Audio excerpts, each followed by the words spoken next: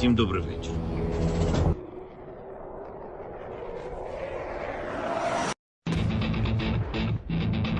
On behalf of the brave, on behalf of every father and every mother wings for freedom. On behalf of our warriors, and paves the way for a new history. Hello and welcome to Tochnyi Weekly, the show that gets behind the headlines to discuss the Russian invasion of Ukraine. Chat, a lot happened this week. It's great to see everybody. Thanks for tuning in. We have a great show for you this week. If you could, please do hit the like button. I say subscribe. I don't know if subscription on YouTube means that much these days, but it might give you guys some notifications when we post more stuff or have other streams. We also have social media. Twitter and BlueSky, so if you want to check us out there. And of course, we have Tochnyi.info, our crown jewel, our website. There's lots of people who do independent research for Tochnyi. They do a lot of excellent work, really hard work.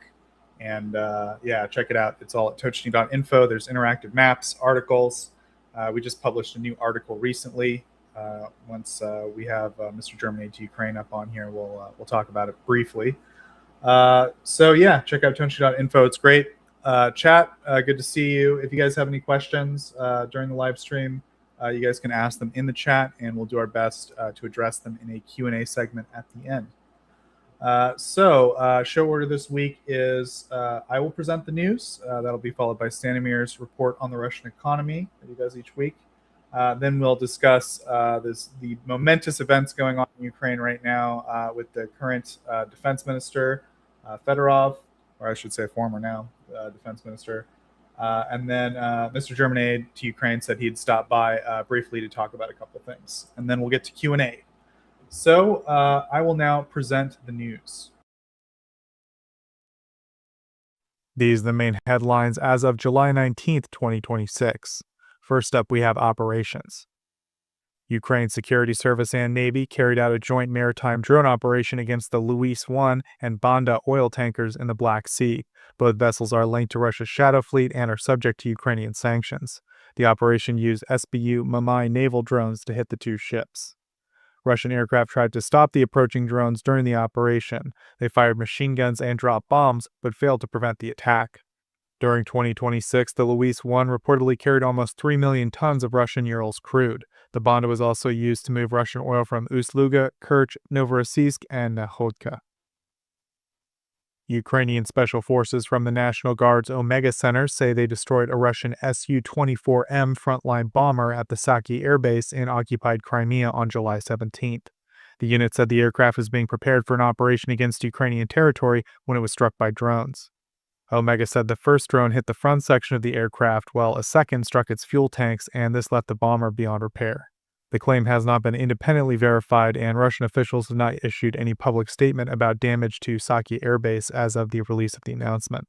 A notable feature of the mission was the personnel involved. Omega is the National Guard Special Purpose Center, and the attack was reportedly conducted by its combat divers. These naval special operators used long-range strike drones to reach a target about 200 kilometers inside occupied territory. Ukraine's Ministry of Defense has approved the Cyclops interceptor drone for operational use by the armed forces of Ukraine. The unmanned aircraft system was developed by a Ukrainian company and is available in several configurations.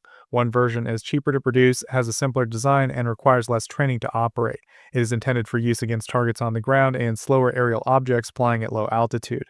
A more advanced version has substantially improved tactical and technical capabilities. It was designed to intercept the fast-moving Shahed attack drones operating at higher altitudes. The Cyclops has a wingspan roughly greater than 1 meter and can stay in the air for close to an hour and a half.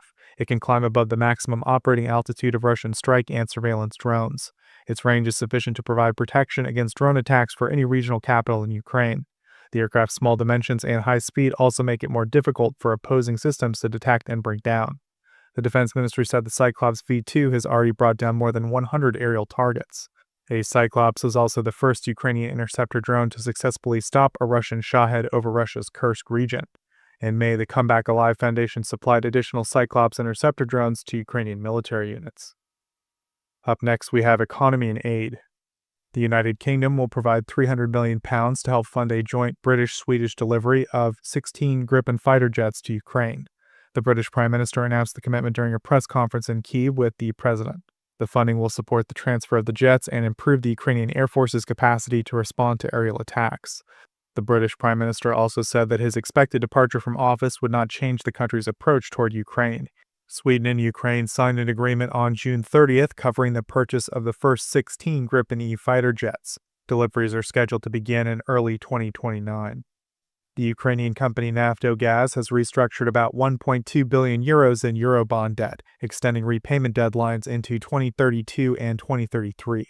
The agreement received overwhelming support from bondholders. The company said the restructuring will ease pressure on its finances and allow more money to be directed toward repairing energy infrastructure and preparing Ukraine for future heating seasons. Russian strikes have damaged production and other facilities, forcing Naftogaz to replace some domestic gas supplies with more expensive imports. The revised terms include higher interest rates and a gradual repayment schedule. Some interest payments may initially be covered partly through additional bonds before moving to full cash payments. Naftogaz will also be prevented from paying dividends until the debt is repaid, except where required by Ukrainian law. The agreement gives the company more flexibility to borrow from international financial institutions and state-owned banks. Naftogaz must also maintain a credit rating and may use compensation received through its legal dispute with Russia to help repay the bonds. The company said that lost gas production, reduced transit revenue, infrastructure repairs, and its obligation to supply consumers at regulated terms have placed major pressure on its available funds. The restructuring is intended to restore liquidity, rebuild gas reserves, and maintain stable operations during the war. Ukraine and Spain have agreed to expand financial and insurance support for reconstruction projects in Ukraine to a combined value of €570 million. The agreement was reached during a fifth meeting of the Ukrainian-Spanish Intergovernmental Commission on Economic and Industrial Cooperation.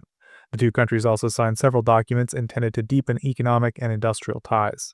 The measures are designed to give Ukraine greater access to Spanish financing for rebuilding projects and to make it easier for Spanish businesses to take part in investment opportunities in Ukraine.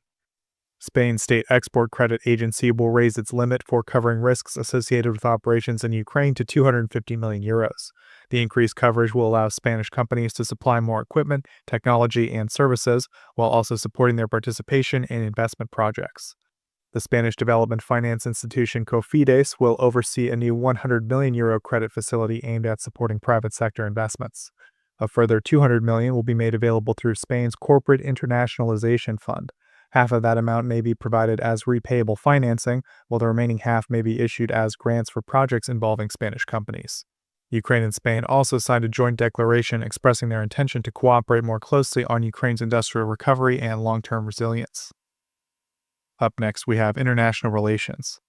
France summoned the charge d'affaires of the Russian embassy on Friday, July 17th, to protest cyber operations carried out on French territory. The French Foreign Ministry said the action was intended to formally condemn malicious activity linked to Russia, particularly operations attributed to Center 16 of the Federal Security Service. French authorities associate the unit with the Turla cyber espionage group, which has targeted government bodies and strategically important facilities in France. Similar operations have also affected several of France's European partners. The ministry described the activity as unacceptable, particularly for a permanent member of the United Nations Security Council. The Russian diplomat was told that France would continue working with its partners and using all available measures to respond to destabilizing cyber attacks.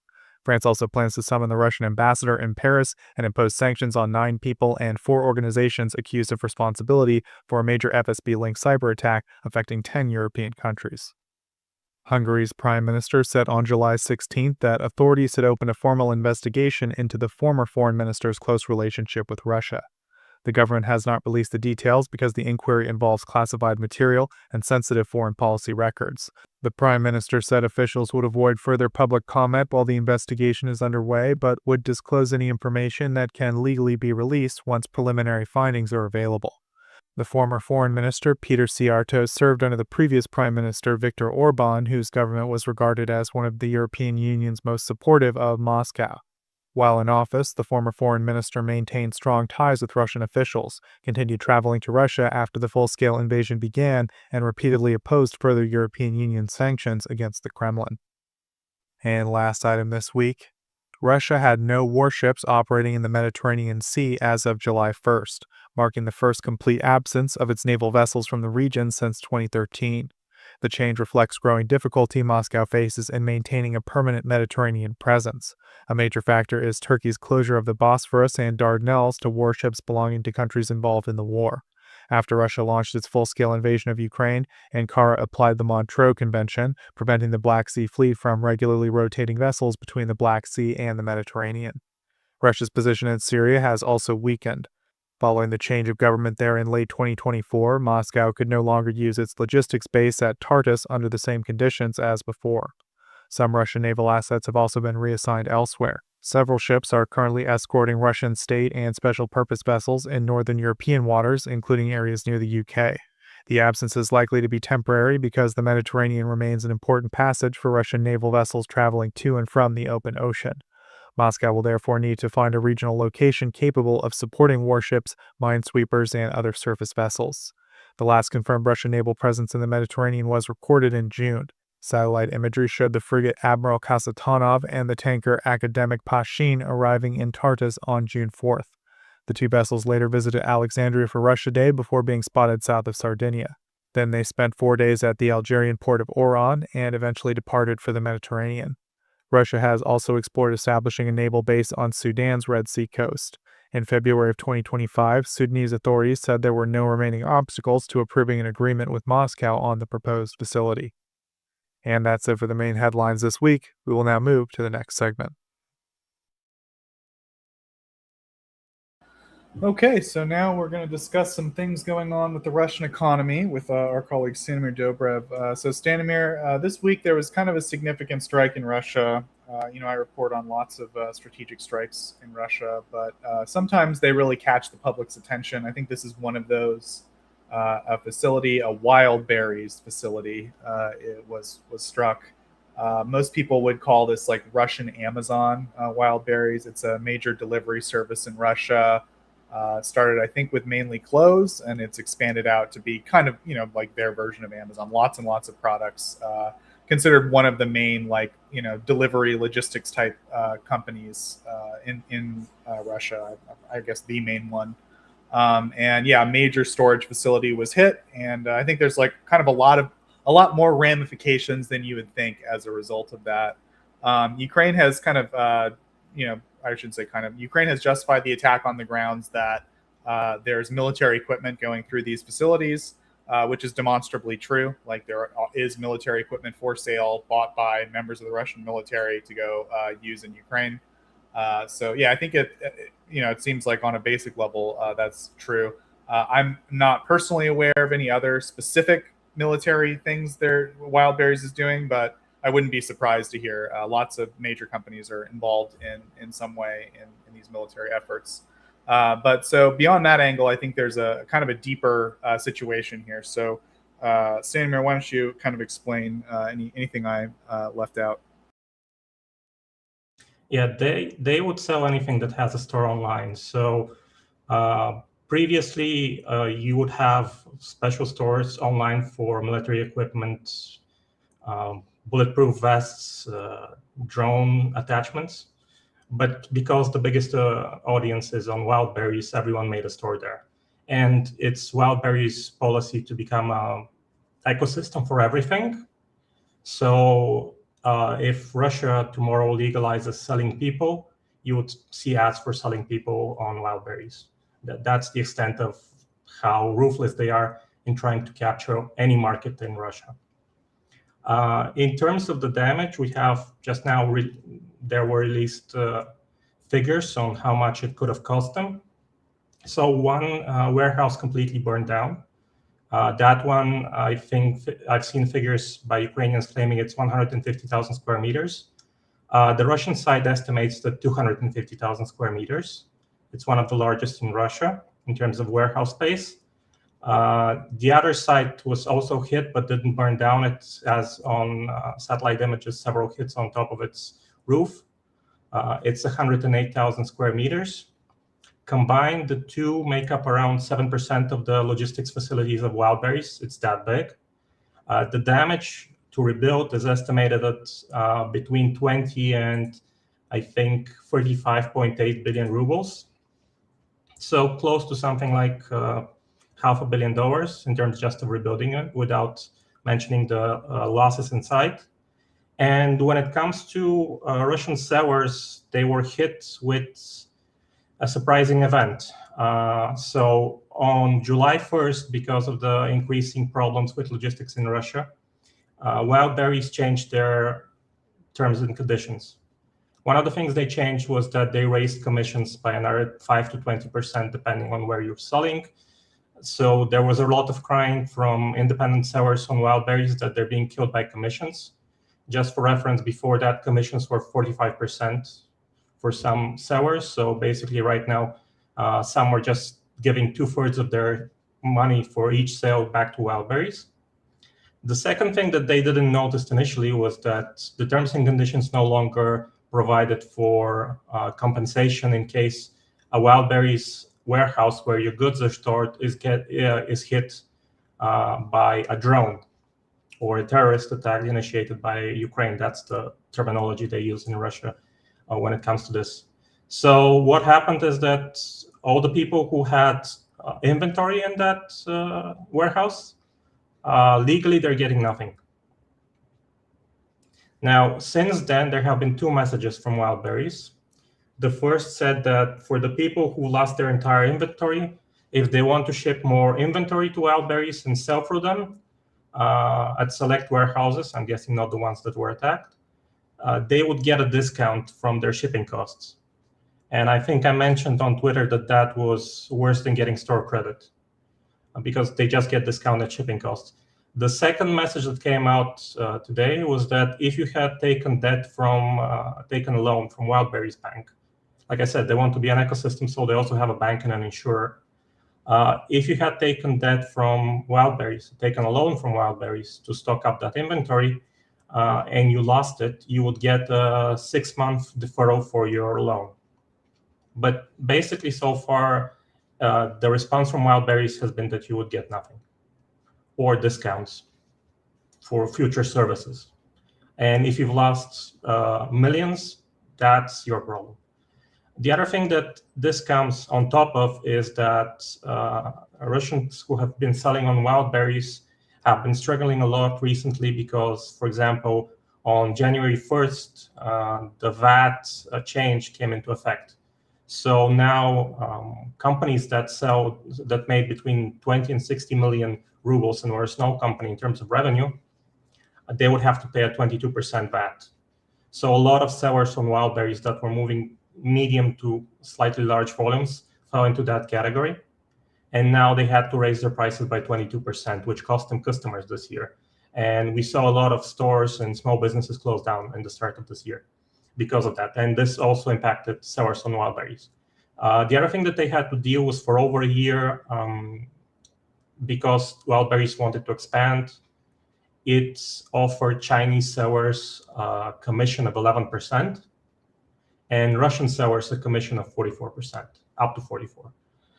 It depends on where you're presenting things and how you count it, but that meant that Chinese sellers until May of this year could basically underbid Russian sellers by 20 to 30%, stealing business from them. So if you've been an entrepreneur, small business selling on Wildberries for the last year and a half, it's been nothing but help for you. And now with this and this attack by Ukraine, it's gotten even worse. And the other thing is that in a way it's a statement from Ukraine because there's like 50 warehouses that are key around Moscow and Moscow region, but it's a statement that if they can hit 2 a day, they can probably half the economy of Moscow region in 2 weeks. And it seems that Russian air defense can't stop it. And I don't know why at this point you're not looking for some way to negotiate a stop of the long-range strikes. Because these are the key facilities around Moscow, which Russian commerce can't lose. And it does fall under civilian targets, but I think the war has gotten to the point where civilian targets are being hit every day. Yeah, I mean, Russia doesn't hesitate to hit Nova Pochta, which is like not Ukrainian Amazon, but it's a delivery company in similar terms. Russia strikes those facilities all the time. And yeah, I think you laid out a good summary of the situation. So it's sort of like exposed a policy. I agree with you. I think it's communication by Ukraine. I think that Ukraine's basically saying either stop moving military goods through wild berries, or these facilities are we're going to start hitting them. And I doubt the Russians will stop. So the implication there is that, like you said, the Russians don't really have a good answer for this. There's not really a solution to this problem. And on top of all the other issues with wild berries, this is like, I can't, from the perspective of a seller, I can't possibly see a world where I would be able to trust the system anymore, right? So it seems like it's really going to kill this like channel of commerce in Russia. And I mean, I have to add something that I didn't add earlier. I should have. Insuring warehouses in Russia is almost impossible. And that doesn't have to do with drone attacks. It's a policy of insurers since 2023, and it was due to how the insurance of warehouses was used by warehouse operators to transfer part of their losses and costs to insurers. So Russian insuring companies just stopped insuring warehouses altogether by 2023, 2024. So wild berries shouldn't have an insurance on this warehouse. Now you can insure other objects even against drone attacks, like housing real estate, but insuring warehouses is very difficult in Russia as a whole.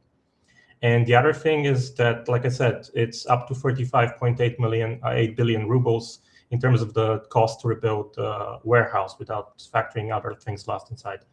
The second part of that is that wild berries total profit for 2025 was 150 billion rubles. So it still has some profit to cover such things, but it can't cover more than a few. And it also had to raise prices because its costs got up. And that's something that happened in July. And to put into perspective the other option, which is Ozone, its net profit for 2025 was 3.7 billion rubles. If it loses a site like that, it's wiped out for 2026. Yeah, so I think, like you kind of laid out well, that like wild berries was already kind of in a situation where they were really struggling to be profitable. They were kind of squeezing their customers by raising prices. They were trying to lower prices by like bringing in Chinese stuff, but then that was squeezing their own sellers. Like they were doing lots of different policies to kind of try to stay on afloat. And the sellers were also already in pretty difficult situations. And then so for this to kind of happen on top of all of that has kind of really tipped the whole situation over the edge, I think. And I don't know, it's crazy to see Russia, like, due to the internet outages and this situation, like they're really having to regress their economic, model, to sort of we're looking at them moving to a pre-internet age. We're obviously not there yet, but like all of these things are really contributing to a very unique situation where like they might have to abandon like the model of commerce that's evolved over the last like 20 years. I don't know, Stanimir, am I being dramatic? Well, if more sites are hit, you're not.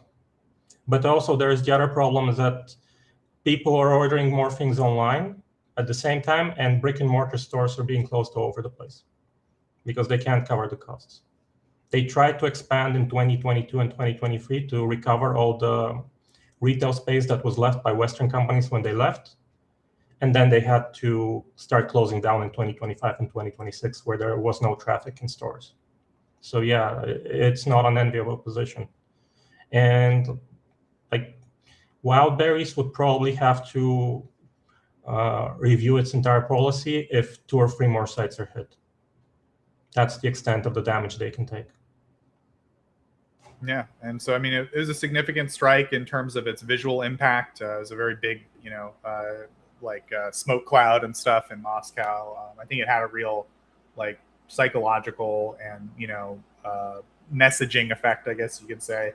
And it really exposes, this whole incident really exposes, I think, the importance of like Stanimir's analysis and why all this stuff is kind of interrelated, right? Like Stanimir's been tracking the cost of building warehouse space and things like that for years now. So I think that's maybe a good transition, Stanimir, to go to your weekly report. And we can start with something new that we have, which is we have a new map. You can find it at the link we're going to offer maybe here in chat, and also we're going to offer it here. You can see it down. And also we'll probably leave it in the notes of the stream. It's an interactive map going off Russia's largest banks' transactions at gas stations.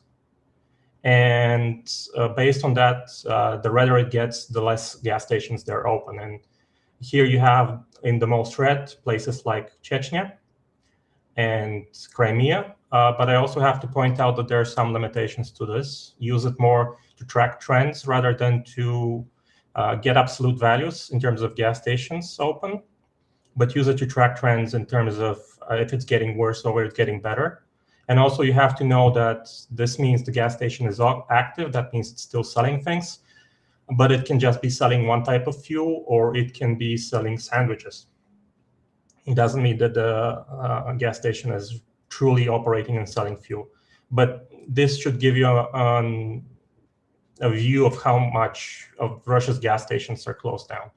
Now, there's another thing that we have to mention is that some gas stations have switched to cash only in terms of selling fuel, but I think they're still operating for other services with credit cards. So that may be a reason for underreporting, for example, because you might have a gas station that it's open, it sells only fuel, and it's only doing cash-only transactions. So you don't have any point-of-sale terminal to be seen there. But basically, you can track this map, and we'll try to update it every day with the new data. And this isn't a map that Ukrainians can influence that would mess with statistics. This is a map, however, that Russian officials can mess with statistics once they figure out that people are following it, and we'll keep track of that. But basically, it's down to the number of transactions at location that indicates the location is open. Now, beyond that, we also have our usual coverage of the Russian shipping in terms of tankers. So this is for Ust-Luga. We had a slight adjustment. So the shipments of crude oil from last week were reduced from 1.3 million barrels per day to just around 1.1 million barrels a day. Again, this is high for Ust-Luga, which is expected at 0.7 million barrels a day. And when it comes to oil products, they were again adjusted to just 0.1 million barrels a day. And I have to point out that that's very low for Ust-Luga, and is a trend that we're going to see because Russian refining in terms of diesel production has been knocked out to the point that production is below demand, so they're not exporting any diesel either. So for what's going to be left exported is probably going to be mazut and LPG, which is liquid petroleum gas, propane, butane. For this week, we have the in terms of crude oil shipments, we have it at 1.66 million barrels a day. That is high for the port, but some of the shipments were partially laden and some weren't underway. But this is also an indication that they're shipping more oil because they can't really refine more oil. So they have to find ways to ship it and export it. For oil products, it's low at just 1.2 million barrels a day, 0.2 million barrels a day. And LPG, it's a bit high at 0.2 million barrels a day, but I expect that soon they're going to ban the export of LPG altogether also because they have shortages of LPG inside Russia. And in the poorer regions of Russia, it's used as a replacement for gasoline. When it comes to Primorsk, there were updates in terms of the crude oil ship that dropped to 0.9 million barrels a day. That's low for the site. We expect it to be at 1.1 million barrels a day. And in terms of shipped oil products, it dropped to 0.04 million barrels a day. That's very low for the site. And again, we're saying that's likely due to the reduction of what they can export. For this week, we have 1.7 million barrels a day, and most of it is already underway. So again, we're looking probably at increasing the crude oil exports from these ports at the expense of the oil products. Oil products that are 0.14 million barrels a day, that's again low. The other thing I have to say is that from here on out, oil products will be measured in terms of the density of mazout and not a mix of 60% diesel, 40% mazout, because we now know that they can no longer export diesel because they don't produce enough. And finally, at Novorossiysk, which we tracked, there were no adjustments for last week. But this week, in terms of crude oil, there were very little shipments, at just 0.45 million barrels a day. We expect this site to be closer to 0.7 and 0.16 million barrels a day for oil products. And again, this is due to the inability to just ship any more crude oil. So yeah, expect from here on out to have a different density for oil products and expect there to be a lot less oil products to ship. And also because of the campaign in Ukraine, maybe they're going to redirect a lot of the shipping that comes into Novorossiysk to other ports, which may be a problem because there's a limit to how much you can ship from Primorsk and Ust-Luga. Now, when it comes to the general report, the first interesting thing that we had this week was that the Russian Ministry of Finance secretly raised the budget spending for the 2026 budget by 1.4 trillion rubles. This is because they no longer have to pass the budget through parliament to have any adjustments. There's a Duma law that was passed, so now they can do adjustments to the budget wherever they like. So no longer they need the Duma. The other thing is that this means that the budget deficit is also up by 1 trillion rubles. And over the year, we'll have to monitor the digital budget on the Ministry of Finance site and check if they increase the budget spending, because I don't think they're going to be increasing the budget revenue that easily, but the budget spending they can raise and raise and raise. Next, we're going to talk a bit about the gasoline shortage as a whole, because the summer is usually a slow month for news, but we have a lot of gasoline shortage news. So there were several large developments this week. We learned that Russian governors got new instructions from the government, so they're not allowed to ask for fuel. They're going to get fuel from the federal center, and they're going to get as much as they're given. They have to spread that fuel however they can to last the period they received it for. So rationing is usually the thing they go for, and usually it's also switching to the scheme of even and odd numbers for different days of the month and reducing the limits on how much you can refuel. And also they have to take the brunt of the criticism during the crisis. As usual, they're being used as a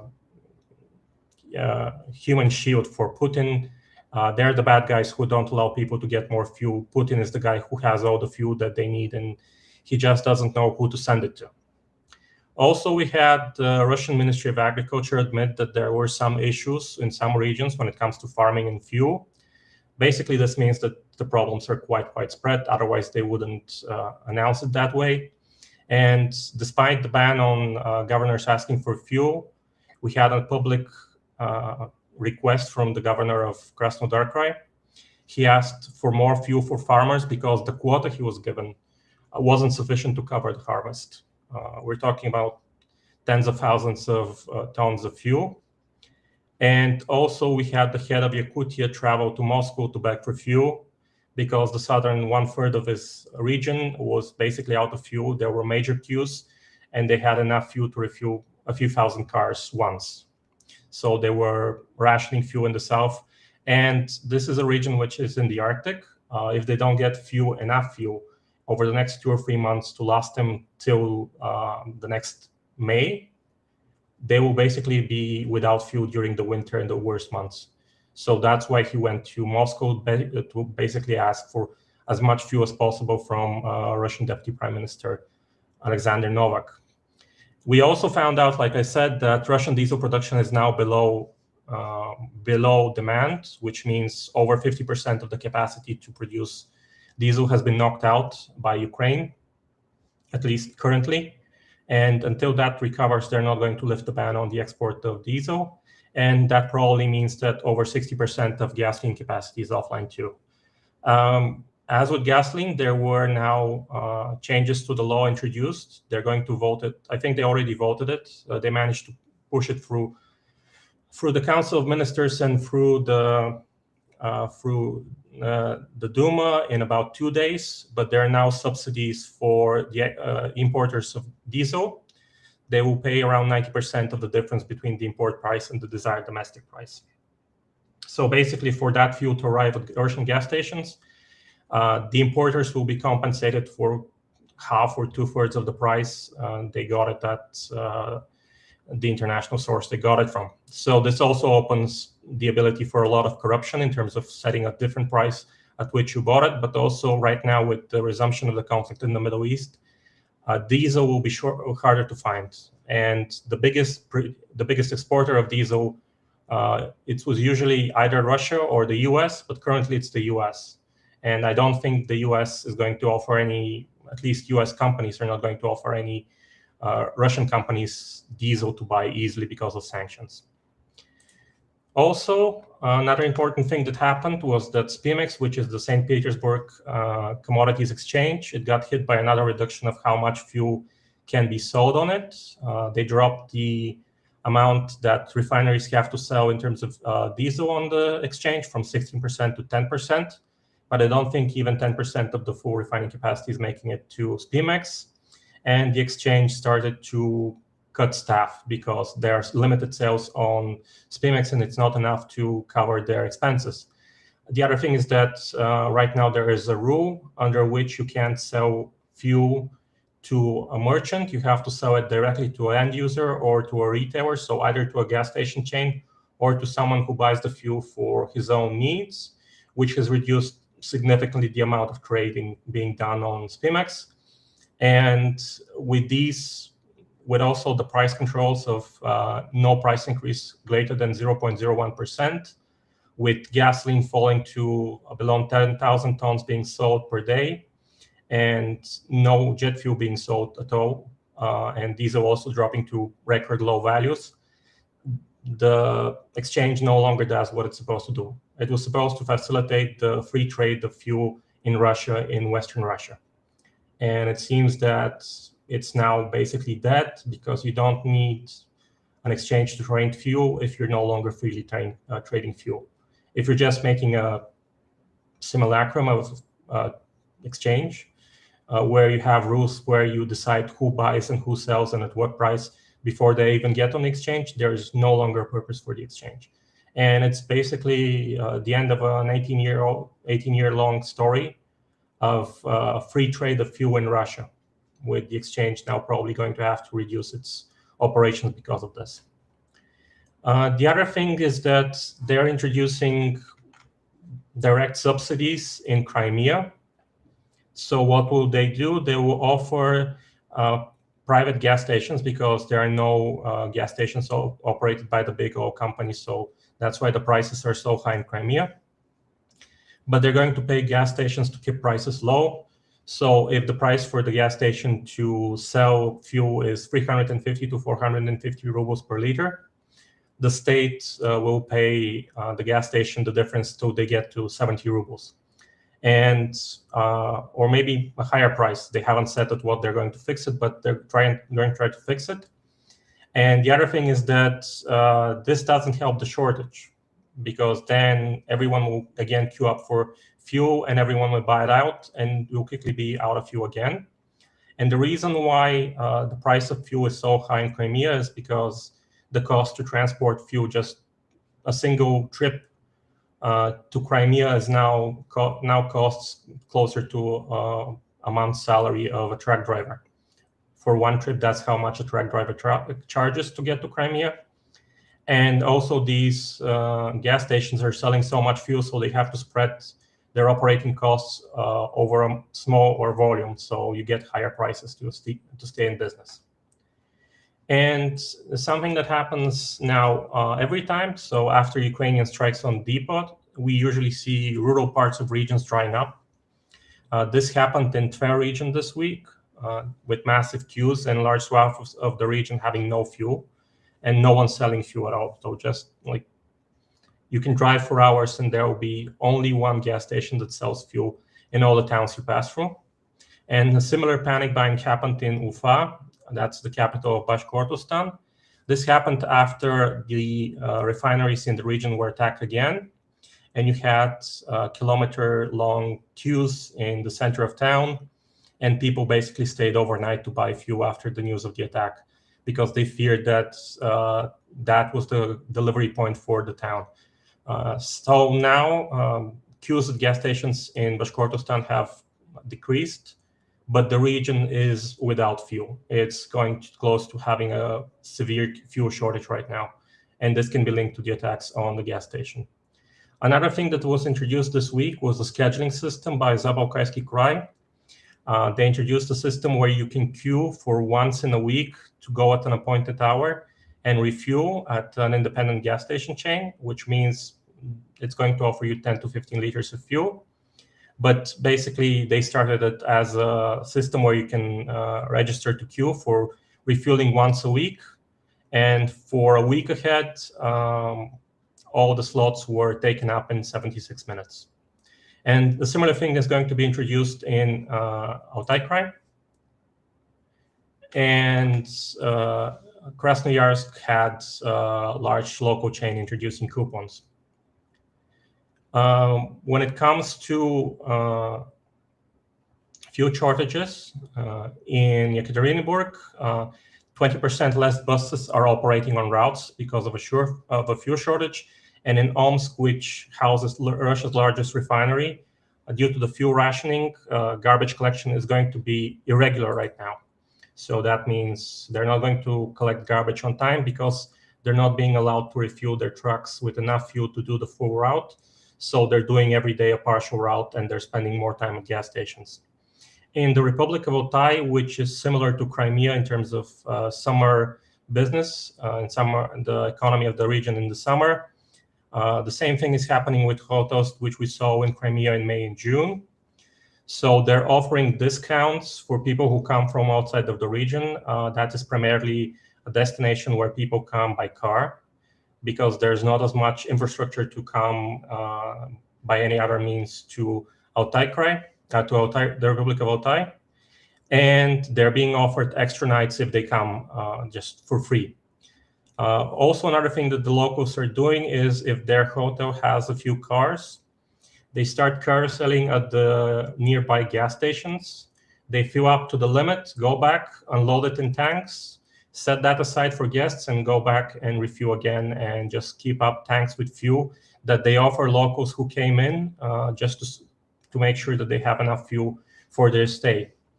But because of the fuel shortage and people noticing about that, and also the fuel shortage on the road to get to the Republic of Altai, the number of booking cancellations are near bankrupting small family-owned hotels and smaller businesses. And another interesting thing that happened with the gasoline crisis this week is that gas stations have started to be sold en masse.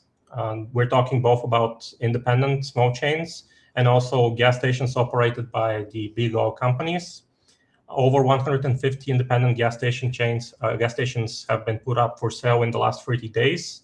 And in some cases, it's an entire chain. Someone just is selling his entire chain and says, I'm out of the business. I'm getting what I can, and this is it. And in terms of single locations, prices drop to as low as 1 million rubles, at which point you get more in scrap metal from the place. People just want to sell it and leave. Then the next step, as I mentioned earlier, with the tracking of the tankers, liquid petroleum gas or propane butane, it's ran out in several regions. In Yakutia, that's another reason for the governor traveling to Moscow. There are only 4 places still that sell it, and they are owned by the same chain. It froze the price until October, but that just means that it's all going to be sold out rather quickly. This is the fuel for the poorer regions of Russia. So it also ran out in places like Dagestan, Chelyabinsk, Orenburg. It ran out probably because the Ukrainian strikes on the gas processing facility in Orenburg that feeds the region and also helps the Kazakh oil fields to get gas for their use. And the other part was in Mariel, in the capital of Yoshkar-Ola. Prices for it have also doubled. 2 months ago, you could find LPG at 19 rubles per liter. Currently, the price is 41 rubles, but I've seen it as much as high as 50 rubles because there's a shortage. And in the first 10 days of July, while it was still allowed to be traded freely, the prices on Spimex for LPG rose by 60%. And it's only been going up in price, but just off the market, of the Spimex market. And of course, with all this, we now have a black market that's developed. There are several schemes that we've noticed. In Astrakhan, fuel is being siphoned off after people queue at the gas station, and then they siphon it off into a can or some form of a canister. They would then either resell it at 120 to 150 rubles per liter at slow times of day. And when it's really busy, they get to sell it for 300 rubles per liter. And that's basically what they do all day. You can also pay someone to queue instead of you and get fuel delivered to your house. So this service starts at 1,500 rubles plus the price of the fuel. So basically someone queues for you, gets the fuel, comes to your house, and you have to pay the price of the fuel plus his fee. And the last scheme that's grown popular is that in places where queues are managed by volunteers, it's now possible to bribe volunteers 100 to 200 rubles to move your name further up the queue if they track people on a notebook and they're tracking who was at which place at what time. So basically you pay a fee and then you can move around with your car and then come back when there's fuel at the gas station, and you will be able to queue at the same place or someplace further up the line. When it comes to logistics, we have the prices for delivery of cargo from China to Russia by road increasing by 15 to 25% over the last 30 days. Since the end of April, prices have gone up by 50%, and they're increasing daily by as much as a percentage. And for example, shipping from Manchuria to Novolipetsk on July the 5th cost 900,000 rubles. And by July the 7th, the price had gone up to 1.15 million rubles. The daily travel of trucks has also gone down. It went from 600 to 700 kilometers per day to 500 kilometers due to the need to get fuel and basically stop at gas stations and wait. The travel time from Zabalkaysky Krai has increased by 23%. It's now 10 to 12 days to get to Moscow from Zabalkaysky Krai. And if before a truck could travel from Moscow to China in 12 to 15 days, now it's up to 20 days. However, shipping from Kazakhstan still hasn't been impacted. There, the price of fuel, because they still don't have shortages as bad as Russia, they've been rationing fuel, and they've been preventing exports for over 6 months now. There, the price of fuel is around 55 rubles per liter of diesel, which is much cheaper than Russia, and diesel is available. So the prices for transportation, if you move via Kazakhstan, haven't changed all that much. And the issues when it comes to road transportation have increased the price of rail transportation of containers. So 20-foot containers by rail saw their price for shipment increased by $100, and 40-foot containers by $200. Shipments via Vladivostok, which are usually done by boat, went up by $200 and $400 for the two different types of containers. And China, because it's such a good friend of Russia and such a good ally, has taken the time to actually reduce the number of cranes that's operating on routes that supply China and that supply Russia. And there are also less ships that Russians can use due to sanctioning to move cargo to China from Eastern Russia, or from Eastern Russia to Western Russia. So what you're getting is continuous price increases, delays, and also at key train stations you have traffic jams because they have to wait for a long time. So the problem is not just fuel, and the fuel shortage is just one of the factors that's making everything worse because of the shrinking transportation capacity from China to Russia, despite the fact that Russia desperately needs more shipments from China.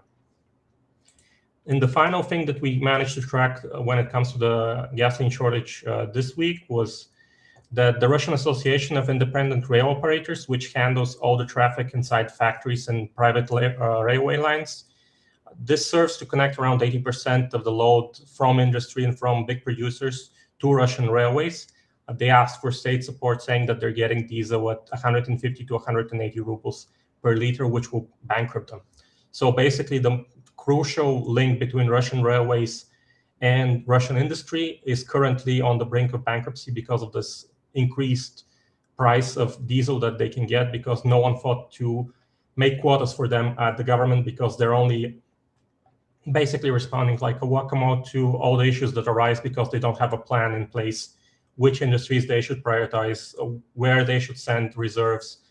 They never actually did a full study of how a fuel crisis is going to impact all sectors, and they're just gradually responding to crisis after crisis after crisis, and it's getting worse. Now, the other thing that we have is, because of the Ukrainian strikes and the conflict in the Middle East, the Russian tourist industry in the first half of 2026 saw a 52.3% higher number of closures of companies. And overall, the total number of tourist-oriented companies increased by just 0.84% in the first half. So domestic bookings were hit significantly. They dropped by 22 to 41%, depending on which aggregator you're looking at. It was partially the fuel crisis and the electricity crisis and the water crisis in Crimea, and also the closure of the airport in Sochi, which is a big destination for Russians. And this led to the share of foreign trips rising by from 16% to 19%. But this is mostly due to a drop in domestic tourists. Foreign tourists were expected to grow, but after starting the year high at 40%, because of the conflict in the Middle East, they haven't actually grown. They've contracted a bit. And also, Russian companies that were in the tour industry had to repay 19 billion rubles in refunds because of the conflict in the Middle East. So they were left in a worse position. And in terms of what Russians are looking for, they are looking for cheaper bookings and shorter stays to cut their spending. So the average trips in terms of prices basically didn't increase this year. They decreased. Only Egypt, Thailand, Turkey, and Thailand saw an increase, and you can see them by 0.2 for Egypt, 1.5% for Turkey, and 2.5% for Thailand. All other destinations dropped in spending by 0.2% to up to 39%. And additionally, the introduction of VAT for companies making between 20 and 60 million rubles also hurt the market significantly. Now, on the last major news story we have for this week, the Russian VK app for their VKontakte and also Odnoklassnik social media was actually taken off from the App Store and from Google Play. This is because the EU imposed sanctions on the developer VK. This is due to them basically taking part in the development of the state spyware and messenger called Max. So now you can't actually get any of their apps on any Western app store or app download service. I think to a degree there still might be available in some Chinese ones, but I haven't checked. There was initially news that Max and the VK app were taken off of Huawei store, but then it turned out that they were never there, so they weren't actually taken out. So far, I'm certain for these two places that they're no longer available because of the sanctions. Now we have some banking news. Because of the upcoming changes to the preferential family mortgage, it's going to make families pay 85% to 139% more in installment because they're going to change the current conditions. So basically, they're going to reduce the period for which you have preferential support up to 10 years. They're going to reduce the amount to which they subsidize the interest rate based on the number of children, and it's never going to be as low as it used to be.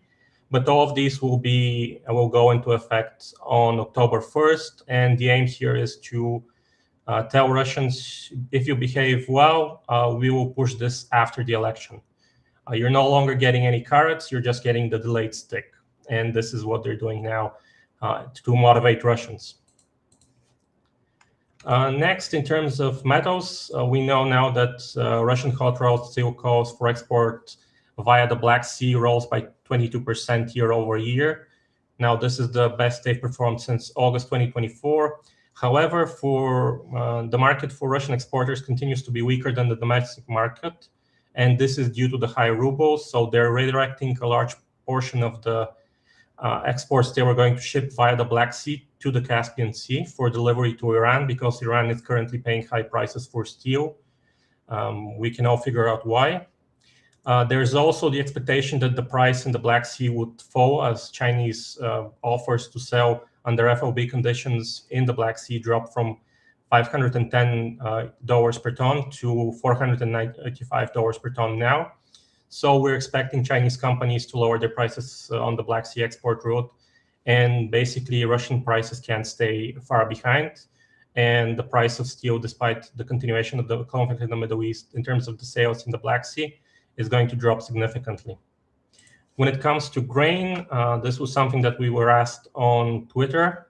We have the news of the closure of the Kerch Strait effectively and the closure of the Sea of Azov due to Ukrainian strikes. This can significantly limit Russian agricultural exports. About 25% of grain and sunflower oil exports go through these routes, basically from the shallow ports on the Don and up on the Volga through the canal system. And in July, the reduction of wheat exports because of this is expected to be 20%, so down from 2.5 million tons to 2 million tons.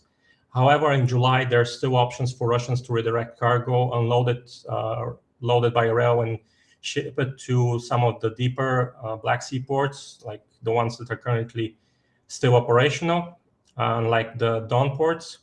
But the problem is that once it comes to August to October, shipments, the amount that needs to be shipped rises to 6.5 million tons. And the deep water ports in the Black Sea through which they can redirect cargo can handle only up to 4.5 million tons to ship. So at that point, Russian shipments will be significantly impacted, and they will not be able to move as much as they want, and prices will probably start falling in terms of domestic prices on these goods. So Ukraine is going to have a significant effect if it continues to block passage through the Sea of Azov from the Don River. And if it continues to do that up to October, basically a third of Russian agricultural exports will not make it out of Russia or the Russian South. And shipping it up to the north is going to be very expensive for farmers, which are already struggling with many issues like the gasoline shortage. When it comes to coal, prices of Russian coal under CFR conditions in China actually dropped in the week that ended in July 5th. They dropped by $5.3 for 5,500 kilocaloric thermal coal, down to $105 per ton. So in mid-July, the same coal under the same conditions was selling at 150 mid-June. Yep, for mid-July deliveries from mid-June, it was selling at $115 to $117 per ton. And the reason for this is the cool weather in Asia and the rainy weather also in Asia, which led to inventories at thermal plants rise and also inventory at ports. China's top 6 plants had 3.4% higher inventory in July 8, 2026 than they did in July 8, 2025. The South Korean market is faring much better for Russians, with prices falling just $3 per ton.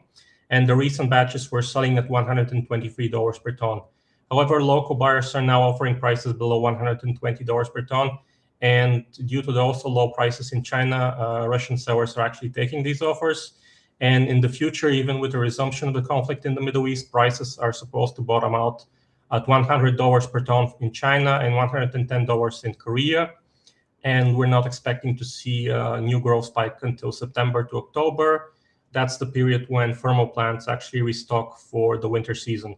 So don't expect big jumps in the price until then, and maybe expect a gradual decrease despite the continuation of the conflict. The other thing is that even at these prices and a bit weaker ruble, Russian core exporters' profitability isn't doing well. Even the best performing ones would have a lower profitability of $3 to $5 per ton. When it comes to Russian companies that have high extraction cost, logistics cost, or a big debt burden, they will continue to struggle in this market regardless of the high prices for now, when compared to the export via the Western ports. Now, for interesting data points, we have three just for this week. So the first one is that in the first half of 2026, catering establishments saw a decrease in their traffic by 6 to 10%, so less customers. To compensate this, they rose prices by 4 to 18%, and it has to be said that this cheaper demand, this reduced demand, has been redirected to cheaper ready-made food in supermarkets. Russians are just cutting their costs and saving more, or maybe they don't have the money to actually spend more than as they did before, because the prices are growing much faster than the official inflation. We also have the prices of beef. For the last 12 months, they've risen by 15.6% to an average of 704 rubles. This is another thing that's growing much faster than inflation. And as you can see, part of it is that meat production in cattle has actually decreased over the last year in Russia. And the final interesting data point is that elevators being installed in Russia decreased by 28% in the first half of 2026 to just 11,300 units. Basically, Russia has to replace something like, I think, 30,000 or 40,000 elevators a year to manage to catch up to the number of elevators that are out of order and had their service life extended by another 5 years because they didn't have enough money. And this is due to the reduction in government orders because in Russia, the government is the one that's responsible for renovating elevators in public buildings and in big housing buildings. So this also led to production dropping by 23.2%. And we're going to see basically more elevators out of order in Russian buildings because the money at the local government is being spent on other things like bonuses to people signing up for the military, and they don't have the money to actually cover the people who need it in the housing units. When it comes to inflation, the official inflation for the week from the 7th to the 13th of July was 0.17%. The official inflation for July is 0.43%. The official inflation for 2026 is 4.64%, and that is basically above the target for the Russian central bank. When it comes to official gasoline prices, they are up 2.25%, and official diesel prices are up 3.18% in the week. If we look at median data we have from last week, we would see that the prices are up closer to 24% for gasoline, and I think 13% for diesel in the first 10 days of July. So they're underreporting significantly the increase in the price of gasoline and fuel, but that's to be expected. And finally, this week, there was again no auction for debt by the Ministry of Finance because of the high yields. If you've seen, the yields on Russian debt have gone up to 16% for, I'm not certain of the maturity, but you can check and see that the yields are up by, I think, 2% in the last month. This is probably because people were not confident in the government being able to keep the economy running with a fuel crisis that it's not able to stop, and with Ukrainian strikes that continue relentlessly, and without any ability of the government to reduce them. And there has been an auction in the last 4 weeks, but that's the only one, and it managed to raise 10 billion rubles, which is nothing. For the third quarter of 2026, they basically have to raise 1.5 trillion, and so far they've missed something like 25% of all the auctions. So I don't know how they're going to manage till the end of the year if they continue to miss auctions. And that's it for me for this week. Thank you, Stanimir, as always, for your report on the Russian economy. So, chat, we must now discuss the main event this week. It's a pretty significant thing that happened. We actually have our colleague from Ukraine, Vasyl, here to discuss it as well, which is great. But first, I just wanted to kind of give everyone like a brief outline of like what actually happened and like maybe the significance of it a little bit. So I'm just going to do my best to kind of lay that out, and then we'll get to our colleague because I think, obviously he has a very important perspective on this. So we'll just start by saying who is this Federov guy, who's the Minister of Defense. He became an advisor to the president after the 2019 election, considered pretty close to the president, President Zelensky. Became a member of parliament for that party, for Zelensky's party. And from there, he became the Minister of Digital Transformation. Actually, around that time, after the full-scale invasion happened, I was involved in an interview with him, and I found him to be a very forthright, intelligent guy. So I guess like full disclosure there in terms of my views on it. But he was Minister of Digital Transformation. I think he was pretty well regarded. Then he became the defense minister. One thing that's kind of notable is there are a lot of kind of shuffles in the Ukrainian cabinet, the ministries. And he's someone who has like survived all those shakeups, whereas a lot of people have been kind of shuffled in and shuffled out. He was a constant among that group, so that's maybe a bit significant. And so he became defense minister, I would say considered reasonably successful. There's been a lot of achievements that have at least happened under his watch. One that was very significant was Starlink, which has been being used by the Russians for drones. They were able to reach an agreement with SpaceX to monitor that and have a whitelist for Ukraine, and that was a big deal. And there's been a lot of other notable achievements, I would say, under Fedorov. So I would say like people aren't unhappy with him as defense minister. So last week, if you guys remember, I actually reported there were rumors of a little bit of a cabinet shakeup in Ukraine. As I said, not uncommon especially since the full-scale invasion. So one thing that did happen, though, is there were rumors that the defense minister was going to not be. So a new government would be formed, basically, when that happens. That means that there's a new prime minister. The prime minister picks a new cabinet. So once this happens, like once this decision is made, all the ministers kind of like have to they have to get their jobs again. And so what that means is like it's not that Fedorov was fired, it's that like they're not going to renew his defense minister position. So that was the rumor, that Fedorov wasn't going to get renewed as defense minister. And I kind of held my tongue on it because I was like, I'm going to wait to see what actually happens. And boy did it happen. He was not chosen to be defense minister. The president mentioned that he was going to nominate the former interior minister, Klemenko. This resulted in some kind of members of parliament were leaking information. I think that was pretty clear. Like the fact that there were rumors before this shakeup even happened that this might happen is kind of a big deal. It seems like parliament was concerned. And then parliament, at this point, members of parliament start leaking information, or I shouldn't say leaking. They start making statements off the record and on the record about what's going on. And they're kind of like, I guess, a bit suspicious. And at that point, there were also started to be some protests in Ukraine. And so Fedorov, after a little while, actually spoke out. He did like a kind of a press conference, I think, or he was at an event maybe, and he spoke on it. I'm not really sure, but I did like read the remarks that he made, and I would say they were very candid remarks. He was very honest about the situation, and he sort of confirmed a lot of the things that the members of parliament had said, I would say.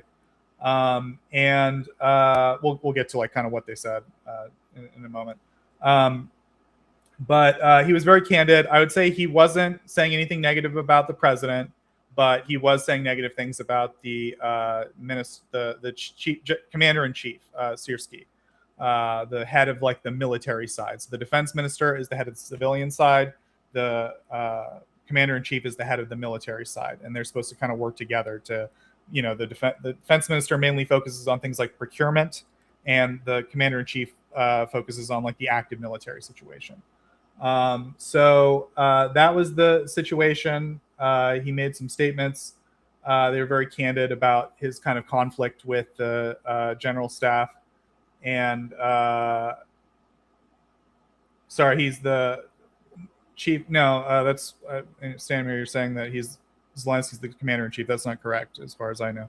Vasyl, can you clarify? The president is not the commander-in-chief of the military in Ukraine. Is that correct?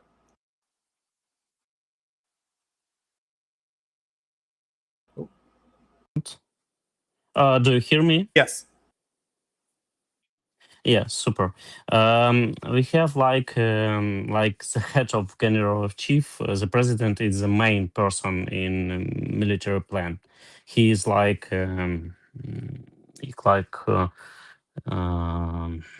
general chief of all. Yeah, it's like Верховний Головнокомандувач in Ukrainian. Okay, I'll use the term chief of staff, I guess, to describe Syrskyi. Is that accurate? Yeah, I think so. Yeah. Okay. So yeah, I've seen some media refer to him as commander in chief. We'll just say chief of staff here. That's fine. So that's the point. Is there's a civilian guy in charge of the defense ministry and a military guy in charge of the military, and we'll call him the chief of staff. And so basically, as a result of what happened, as I said, Parliament clearly was kind of uncomfortable with the situation because they were saying stuff off the record and on the record that they were confused about what was going on and why he was being replaced. And the Parliament session concluded with no vote for a new defense minister or a foreign minister. And basically what that means is it doesn't appear that the president had the votes to confirm the new defense minister. And I should mention, the prime minister appoints all the other ministers. Defense and foreign minister are specifically for the president to appoint. That's like why that's kind of unique there. So as a result, Parliament concluded with neither of those positions filled. And that means that sort of legally right now, Ukraine doesn't have a defense minister or a foreign minister. There's a new cabinet, and those positions are currently vacant. As far as I understand, in the Ukrainian constitution, that means that the cabinet will appoint deputy prime ministers, and those positions will be kind of temporarily filled by those until a point is reached where those positions can be filled by the parliament confirming those cabinet members. Also, as a result, there were several high-profile resignations in the Ukrainian armed forces. Some people sided with Federov, basically, and they said they felt like there was retaliation from the general staff as a result of that. And there were some pretty significant people, at least significant enough to be noted in the media, that they were resigning as a result of this whole situation. And the president says that he's in contact right now. It's a developing situation. I probably have missed some details already, but he says that he's in contact with Federov and Syrskyi and acknowledges the protests, and they're currently working on a solution. So very briefly, I'm trying to keep this as compact as possible. I just wanted to kind of cover a narrative emerged, and that narrative is a combination of what the parliament was saying, what Federov was saying, and what the president was saying, kind of officially and unofficially. So that's where I'm getting this kind of these three things from.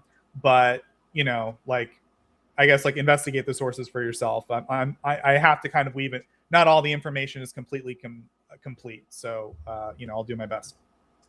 So I think there's basically three layers to this, right? The first layer is, according to both Zelensky and Fedorov, Syrskyi and Fedorov have kind of different personalities, and those personalities clash. Fedorov comes more from a tech background, and he's kind of more open, and he's kind of honest about criticism and feedback, and is very kind of upfront about that stuff. Whereas Syrskyi comes from a military leadership background, kind of the old school of the military too. And it's not a place where things are as open, right? And there's a personal friction there, and that's probably the least consequential aspect of this, but it's something that has been noted by all sides basically. So I think it's kind of compounding the other problems, right? So if we go a layer deeper, this is something that the president was, when he was kind of making his case to the members of parliament, this was kind of his explanation for what's going on. there's like a genuine dispute between the general staff and the defense ministry about how resources should be allocated in the Ukrainian military.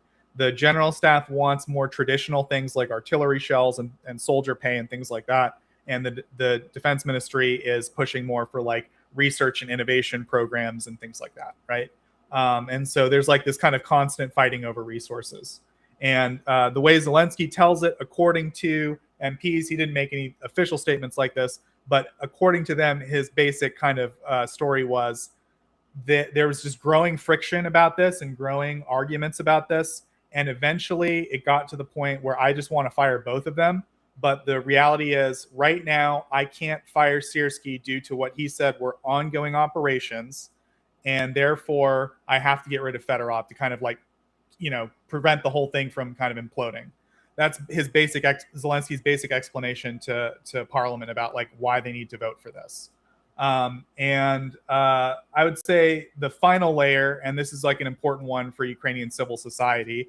And the media's kind of talked about all these, and the different parties have talked about all these, but I think this is what the Ukrainian public really cares about the most. It's like the deepest layer, which is that for the public, Syrskyi represents kind of the old way of doing things. He represents like the traditional way.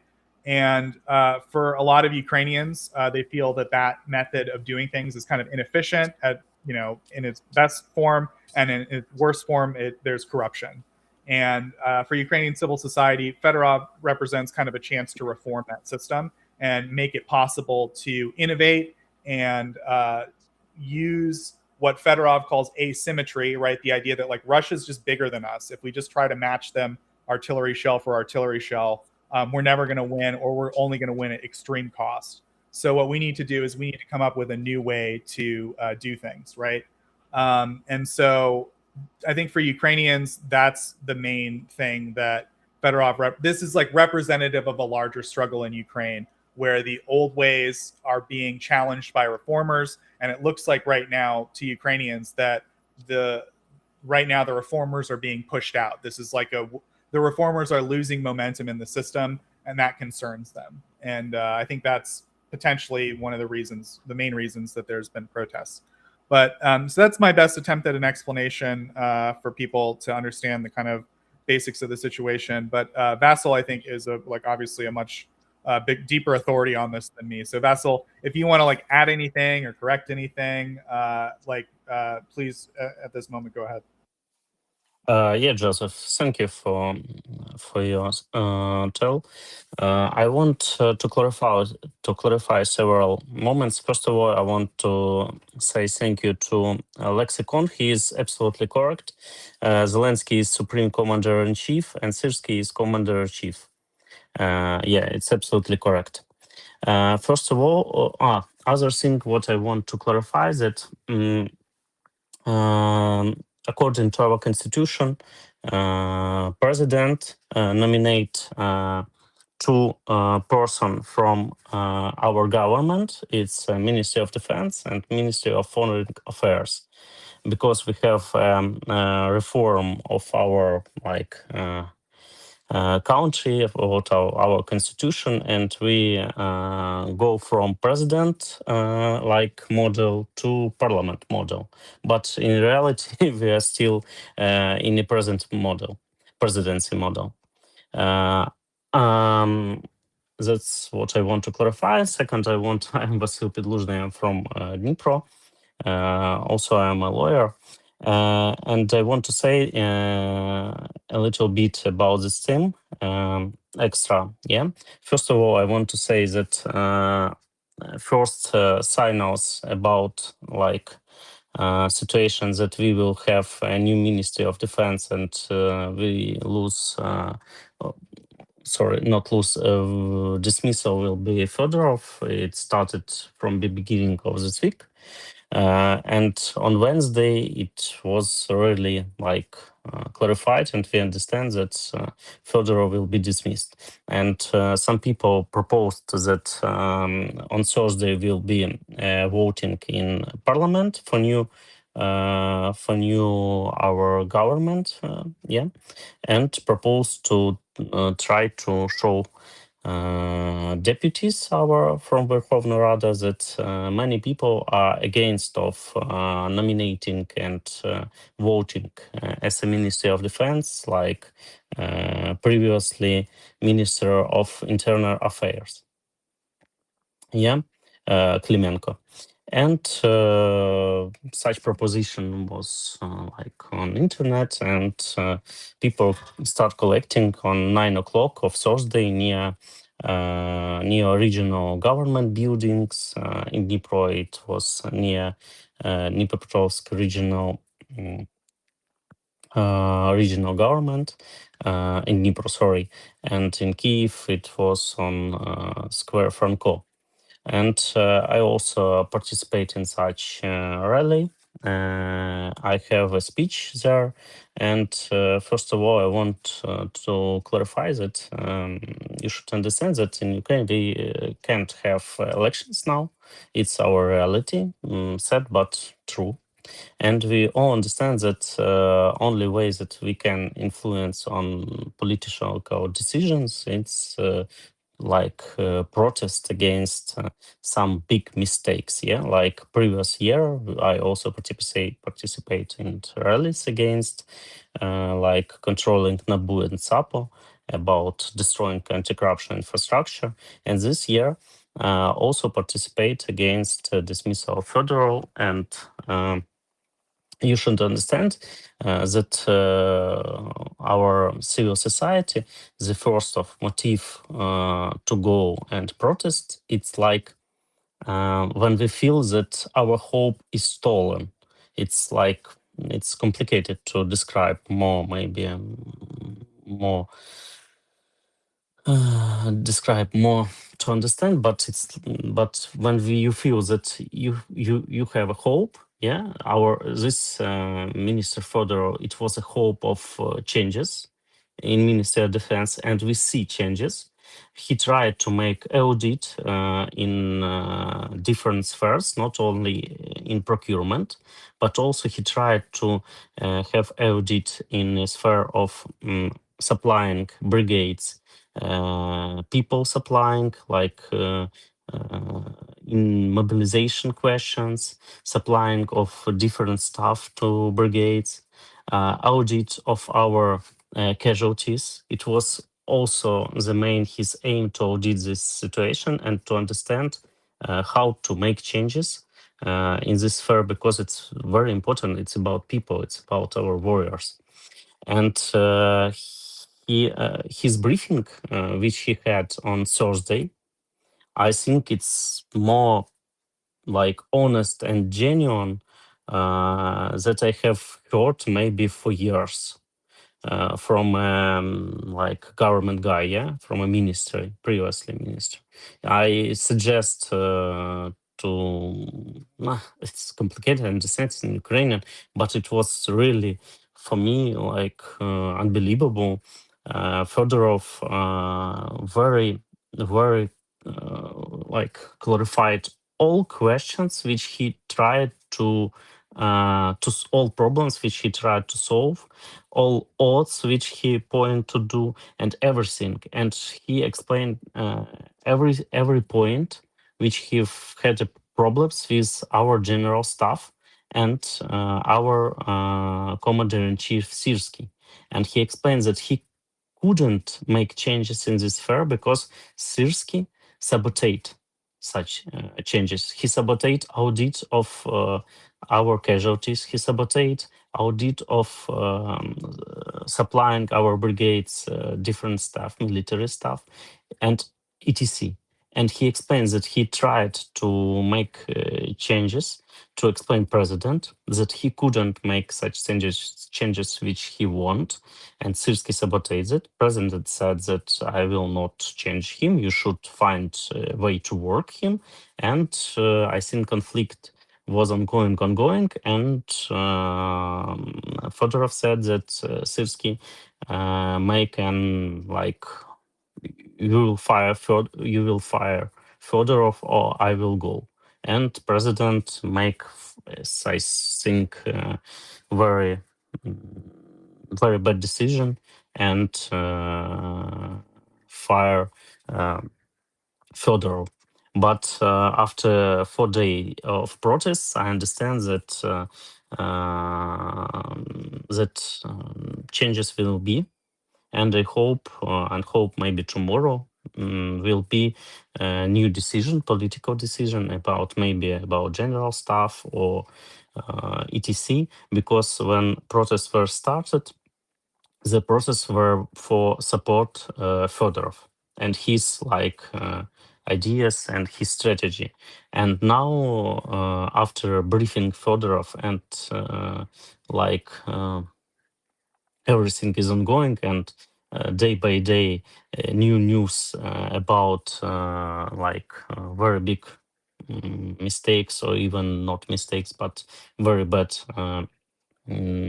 deeds by Sirsky, and I think we are going to changing, I hope, Commander-in-Chief. Yeah, thanks, Vasyl. And I guess we can maybe I'll read a little bit of a translation of what Fedorov was saying. So he kind of said, from day one, we created a new procurement system based on data. So they tried to start looking more at what type of stuff different units needed and a more open way to supply those units with stuff. Then they launched tenders. This is all translated from Ukrainian, so sorry if the terminology is a little weird.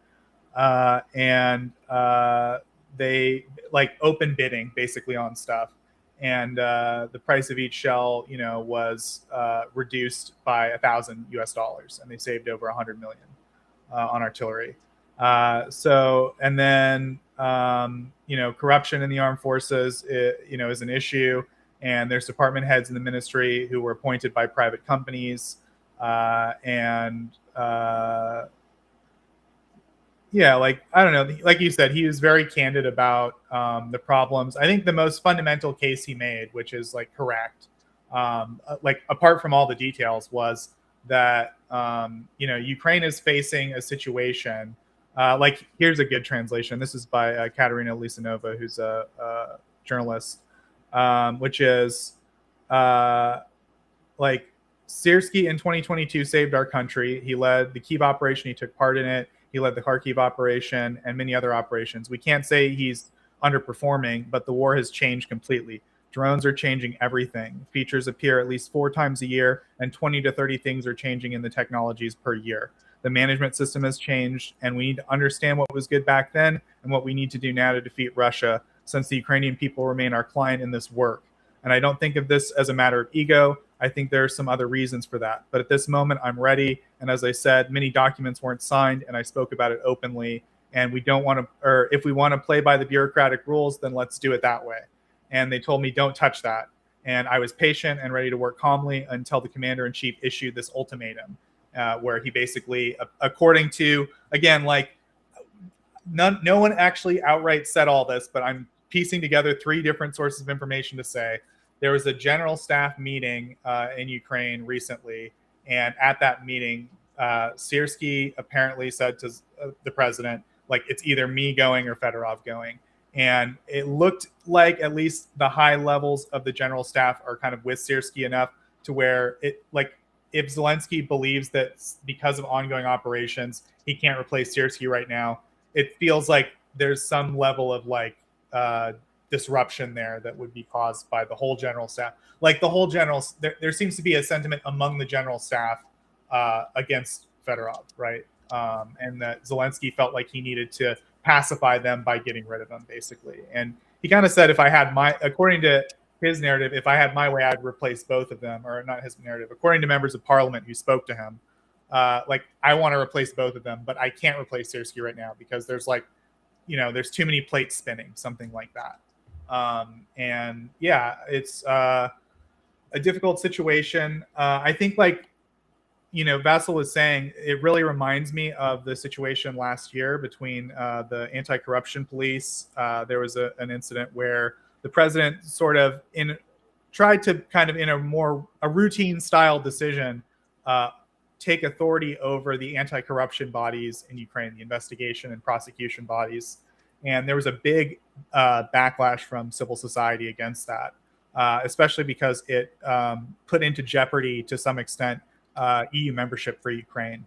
I think what's notable about this one compared to that last one is, well, the similarities are the president kind of tried to roll this out without a lot of like warning and just tried to treat it like it was a routine thing, even though it was a really big deal. The issue this time, though, is last time the parliament rubber stamped his decision. Like, he made that decision, the parliament voted for it, and then like civil society had to step up and protest and stop the parliament and the president. This time, he apparently didn't have the votes to nominate Klimenko, which I think is significant. I don't know, Vasyl, do you like have any thoughts on that? Like, do you feel like Parliament is more on civil society's side in this situation, or do you think it's largely the same situation? Look, I am sure that they didn't have enough votes in parliament on Thursday to vote for Klimenko. It's absolutely sure. I have spoken to several deputies, and they said that will not. They are from president's fraction, yeah, and they said that they will not vote for Klimenko. They don't understand why Federov isn't nominated, and they will not vote.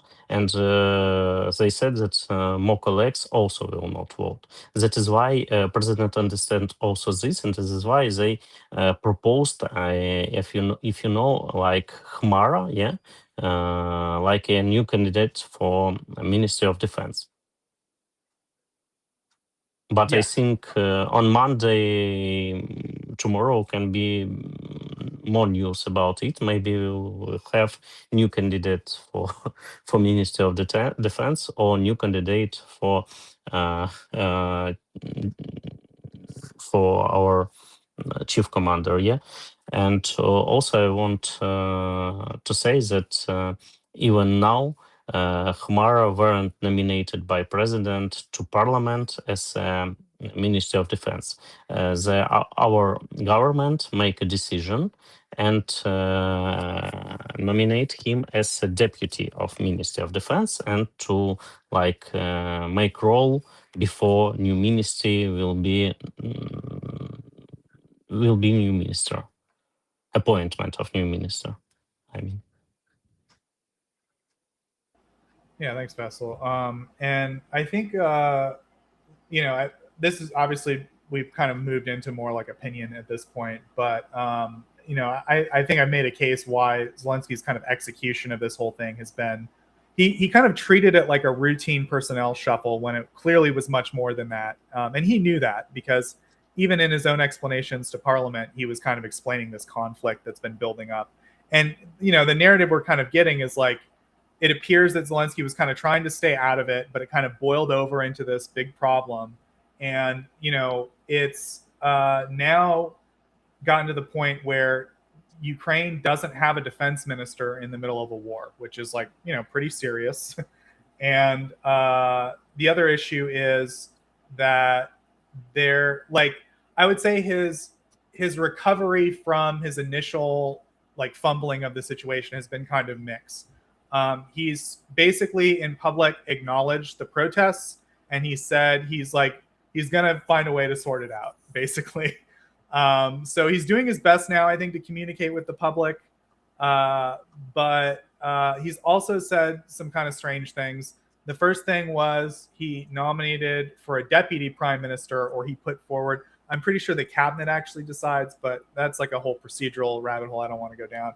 The point is, Zelensky recommended for the deputy defense minister, like the temporary one, who's not going to have all the same powers, so it's not like a new defense minister, a military guy, which is kind of significant just because, and it's a good military guy. Like, it seems like no one has a problem with him as a military officer, but the defense minister is supposed to be a civilian. Like, that's the idea. He runs the civilian side so that the military can focus on the military side.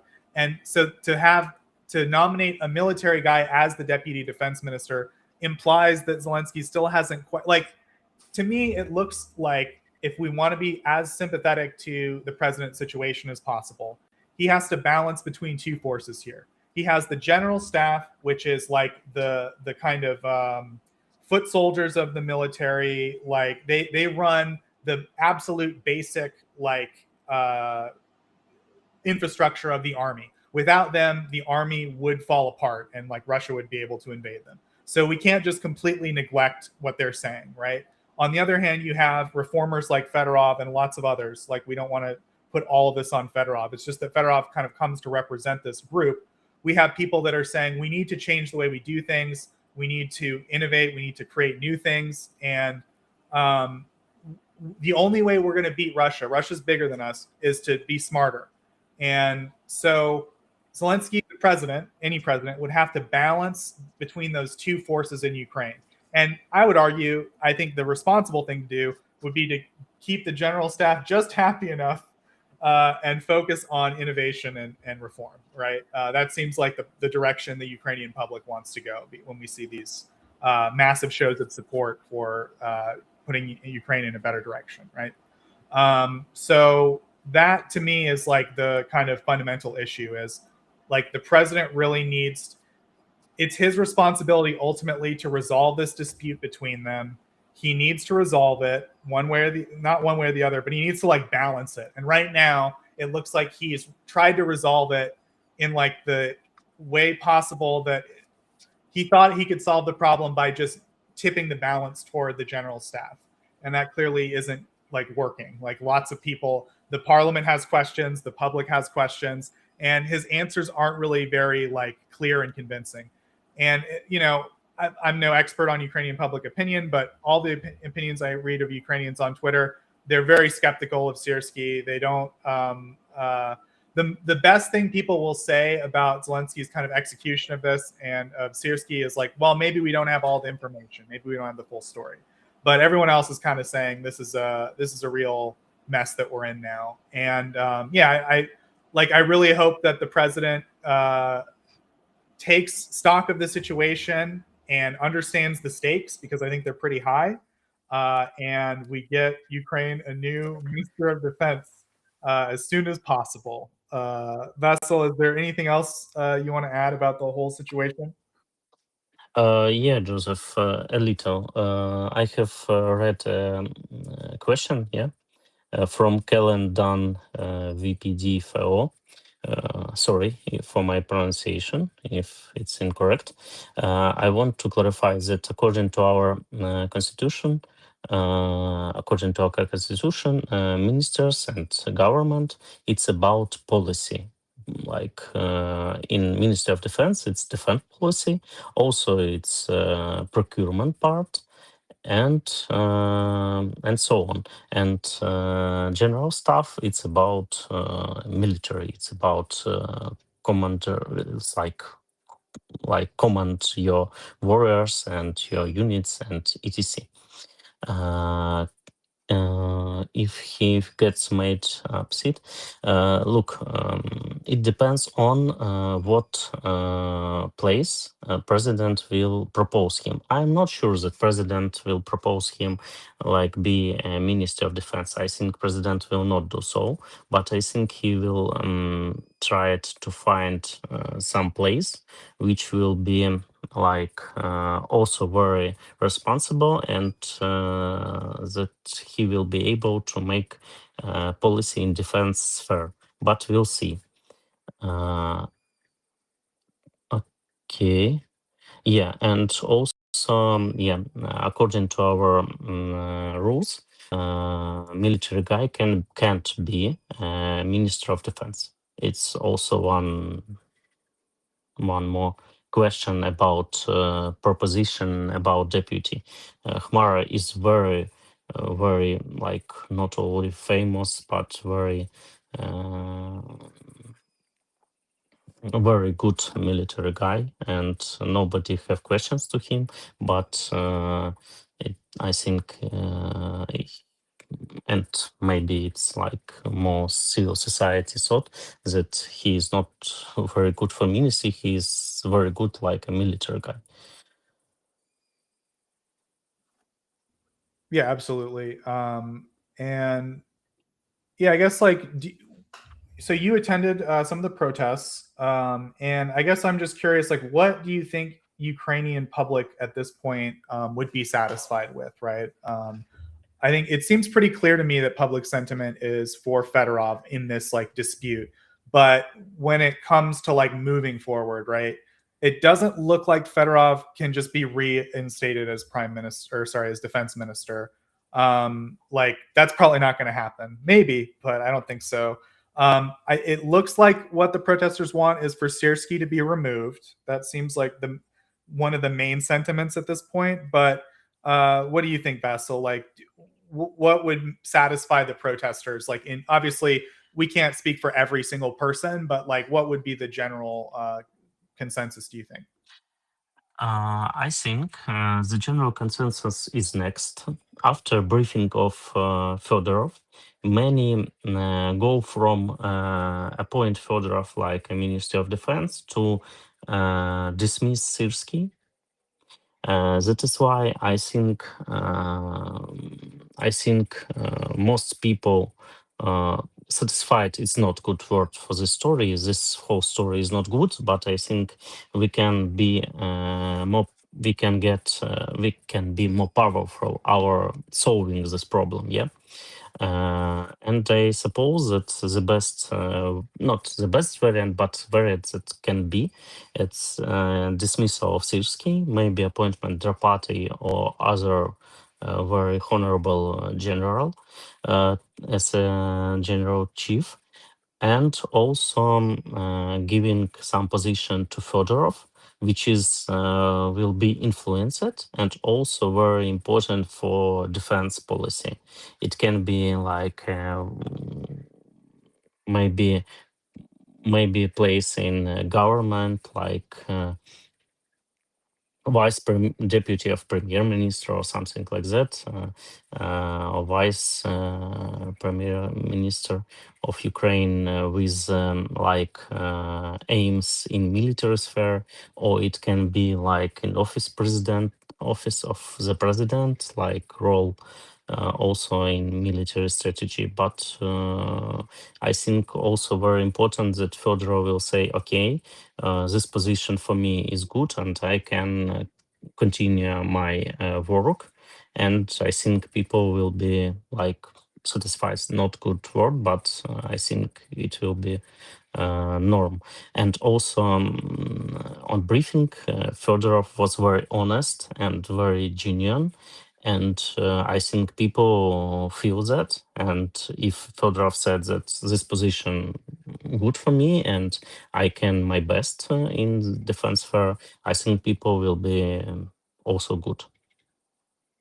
Also agree. I guess I have like one more question for you, Vasyl, and that is Kuleba, who is the former foreign minister of Ukraine, has been kind of just talking on, I think, a podcast. I don't know like what he's doing. He's just on a webcam. Yeah. But the point is, he's been making some comments. There were two kind of that stood out to me. The first was he basically was saying to the effect of, look, like Fedorov was like really close with Zelensky, and that's pretty clear. Like he's been through all these different shuffles, and you don't go from that to being like, you know, out on the kicked out of the front door in 6 months. Like he's basically, Gleb was suggesting something happened in terms of their relationship that like, you know, severed it. And then the other thing he said was like, once you have that situation where he's kind of like where the president hasn't backed up one of his ministers, he can't really ever be really like effective again, right? In other words, like his words won't carry weight in whatever he does like moving forward, because it's clear that when the time came to have his back, like the president didn't. Does that make sense? So that's like what Kuleba has been saying. Go ahead. Yeah, Joseph, it makes sense. That is why I'm saying that a reappointment as a Minister of Defense, I hope, but I really don't believe that it can be. But also, I believe in honest and genuine Fedorov. And if he said that it's a good proposition, I think it will be good proposition with real powers, not like British Queen. Sorry for such analogy. Yeah. Also, I want to say that Syrskyi is not like, oh my God, we changed Syrskyi and we won a war. Yeah, it's not like one problem and etc. Also, I want to say that Syrskyi make very big significant like contribution 2022 and in 2023, but now he is not like he can't do his best according to situations that we have now. That is why we need new one. Yeah, And absolutely. it's very good, and it's very good that Fedorov go to public and said that he started this process. Yeah, I agree. It's very important. There was like some speculation that because he's so loyal to the president that, he would basically come out and just say, hey, everybody, let's stop protesting. Let's calm down. I'm sure the president's got a plan here. Like, I'm okay with everything. like, like that was one option that he had. And he decided instead, as you said, which is not typical for politicians, to like just be honest and just say everything and honestly and try to air everything out and try to get like a real solution, which is going to be inconvenient for his career, I'm sure. But like I think he's genuinely acting out of like how he 100%. help Ukraine. Yeah. Yeah, Joseph, and he in this at this briefing he said, I can't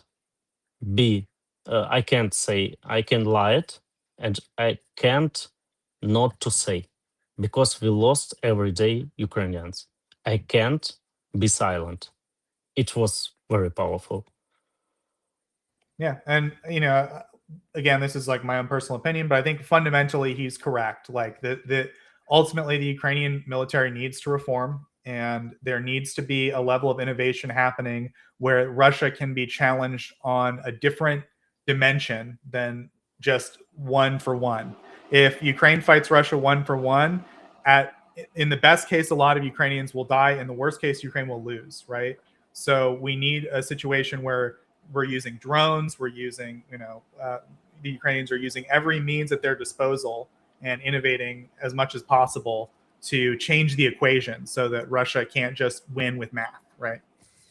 100%, Joseph. You are right, and I'm very like happy that last year we won a round against anti-corruption attack against anti-corruption infrastructure, and also I'm very happy that we have dismissed Yermak, and I hope we will become more like powerful, and it will be better for Ukraine after this one period. Yeah, so I think that's maybe a good place to conclude. There's like a lot more to talk about with this. There's a lot of this is a lot of different things are colliding in this one situation. But yeah, I think ultimately it comes down to what President Zelensky is going to do. And I don't envy his position. I don't think he's been put in an easy position here, but he has to kind of be decisive and understand the stakes and make a decision and act on it. And I hope he makes the right one. But we're obviously always rooting for Ukraine, and I think everyone involved wants Ukraine to win, and we're gonna hope for that outcome no matter what. Hope so. Thank you. Yeah, man. Do you have anything else you want to say before we wrap up? No, Joseph. Thank you for your update, and somebody write in Slava Ukraine, Героям Slava. Thank you, guys. Yeah, absolutely. And thanks so much for coming on and like giving us your perspective on it. I think it's really important. And yeah, you actually attended the protests for Federov. So I think it's, really significant to have someone's perspective here that can speak a little bit to like what the people who were at the protests were, what was on their mind. So yeah, thanks for coming in. Okay, guys. So we've got just a little bit more.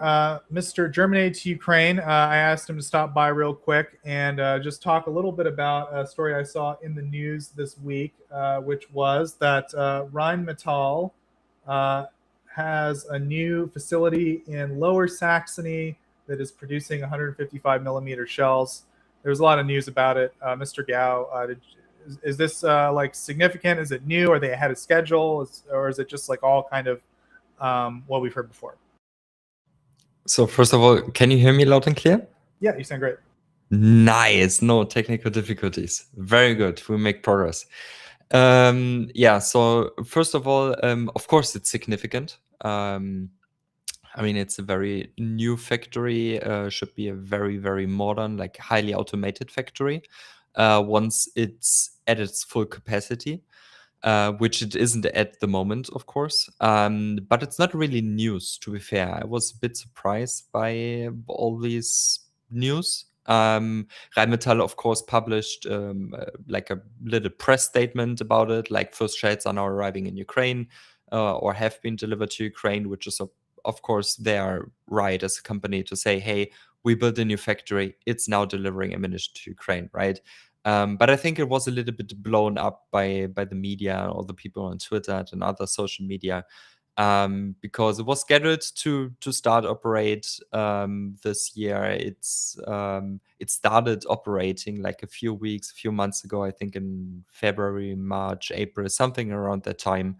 And of course, at some point, first shells are being delivered to Ukraine. It's like no really news, especially since this factory was being built thanks to contracts from the German government. I think it was about 200,000 shells or whatever, which are intended for Ukraine. Like it's not really news. It was really just Rheinmetall publishing a press statement like, hey, factory started operating, factory had already output, we have now delivered to Ukraine. Nothing else. But yeah, I guess it's very good news, and this is what people need these days. So this is why it's a little bit been blown up. Yeah, I think you're right about that. Like, usually stuff like that doesn't make it back to me unless there's like several different sources, usually Ukrainian sources, kind of repeating it. And so the fact that like I noticed that story, it seems like the Ukrainians are just happy that the shells are on the way. But yeah, it's kind of interesting that it blew up in the sense that like it's on schedule. I guess the good news of the story is everything's happening on schedule according to plan, and that's nice. It's nice news for people to hear. Yeah, and of course, I should mention that if you want to dive deeper into it, you can absolutely do that. I just want to repeat again that when these types of factories are being built up, you don't start with 100% capacity. You start low and you gradually, year for year, increase your production output. So when you, for example, see that this factory has a planned production output of 350,000 shells each year, they are not there yet. I don't think they're even at 100,000 yet. I think the first goal was like 50,000 and in the first year, and then they increased it to 80,000 or so, something around that figure. And then year for year, it gradually is being increased. And yeah, I just want to make that clear. So, but of course, it's a highly new or it's a very new factory. It's highly modern, very automated, and they are producing very modern shells also. I think Colby, who just joined, can probably add to that. Which is of course also great that they don't produce like older shells or very regular shells. They're producing very modern ones. But yeah, that's being said on this topic, I think. Unless Colby wants to add something.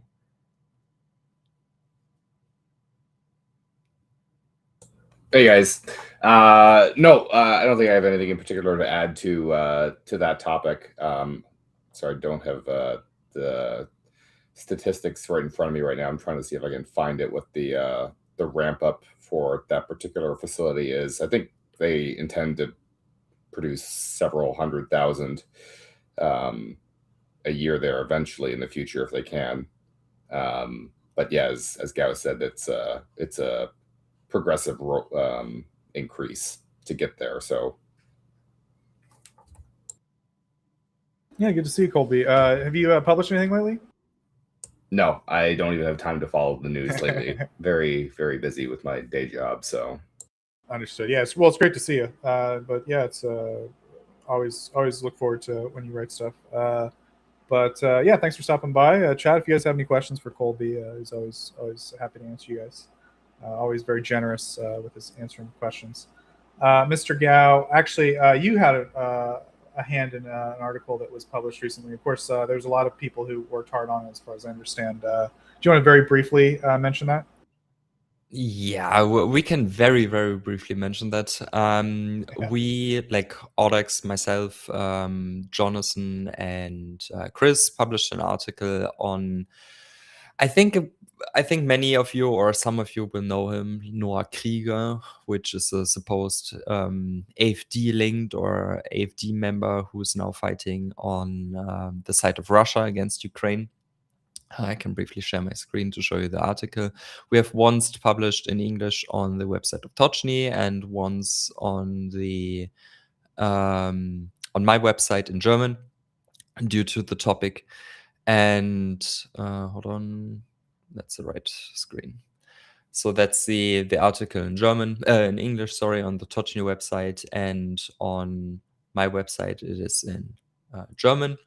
Was very, very detailed work on it. We have some background on him, and then this is the piece or the type of information which sets our article apart from everyone else so far, as far as I know, because we have geolocated, because he's very, very active on social media. We have geolocated everything he has published and basically came to the conclusion, and you're still welcome to read the whole article. It's very, very detailed and very, very good, in my opinion. We came to the conclusion that he was there basically we can prove he was in Ukraine for 2 days, and that's it. At max, he was there from the 30th of June to the 9th of July. And then he was back in Chechnya because he's Chechen-born. He's not German. He's not even a German national. He gave up his residency in Germany. And he was also expelled from the AfD party. So it was very, very likely just like a PR piece for Russia. And he's now saying that he wants to create a German battalion, basically. He was saying it's not like for frontline combat, for frontline use. He wants to do something against drones. So we assume he's either setting up an interceptor battalion or he's working on like mobile fire units or something like that. I mean, he could work on EW equipment and stuff like that. But we are monitoring the situation. But so far, it seems like it has just been PR and a big, big stunt. And that's basically what we have published on Tochnyi. Yeah, thanks. So you guys can head over to tochny.info to check that out, or it's also on your website, German Aid to Ukraine. Yes. Also a great website. Lots of good information on both websites. So check them both out. Yours is DAEAID. DE? Yeah, sorry. Yes. Yeah, DE for Germany, aid for assistance, and UA for who could have guessed Ukraine, and then .org and /news for news and /news/DE for news in German, because I'm publishing in both in English and in German, actually. That's a better way to spell your website than what I was trying to do. Yeah, no worries. Cool. And I think you had one other thing you wanted to mention, Mr. GAU. I'll give you the floor. Oh, yeah. I just wanted to take the opportunity to make people aware, and thanks for Tochnyi for letting me do this, make people aware that I currently run a fundraiser. We've started about 3 days ago. We have made great progress so far. We are crowdfunding just about $4,000 US. So not an impossible amount, I think, for friends of mine who work in the 508th Repair and Restoration Battalion. They do very, very important work. I mean, it's very unsexy work for a lot of people, but repair and maintenance of equipment is highly needed for, well, everyone working, to be honest. and it's very, very much overlooked assistance. And they urgently need a utility trailer, which is listed here on the picture.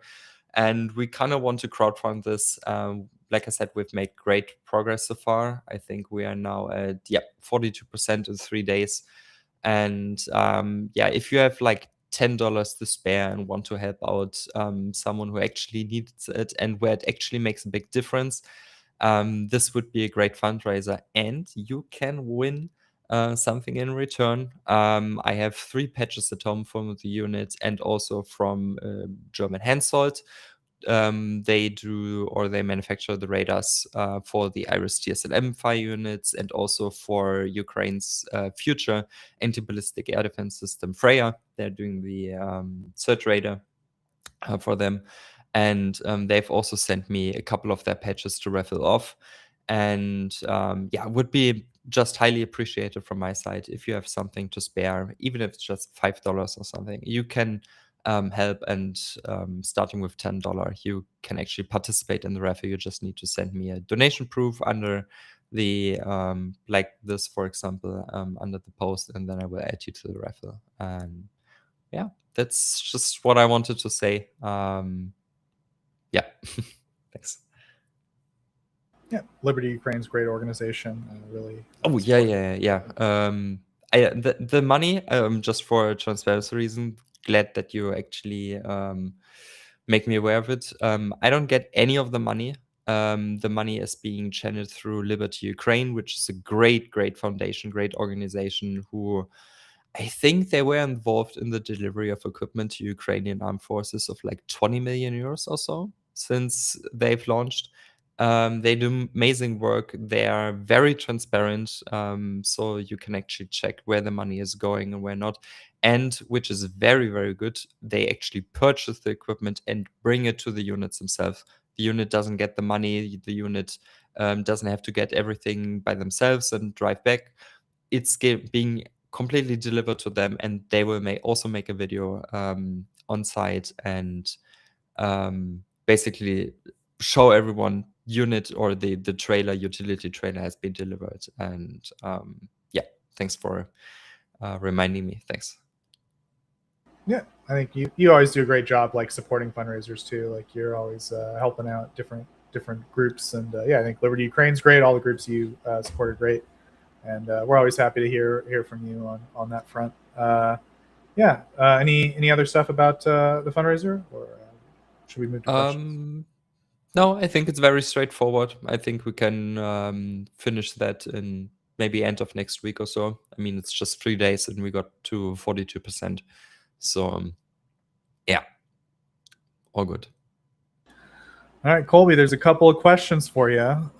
So we've got a question about Spain will deliver. It was announced that Spain will deliver 122 millimeter Grad rockets to Ukraine that are guided, and Ukraine enhance them with laser guidance. Do you have any info about it?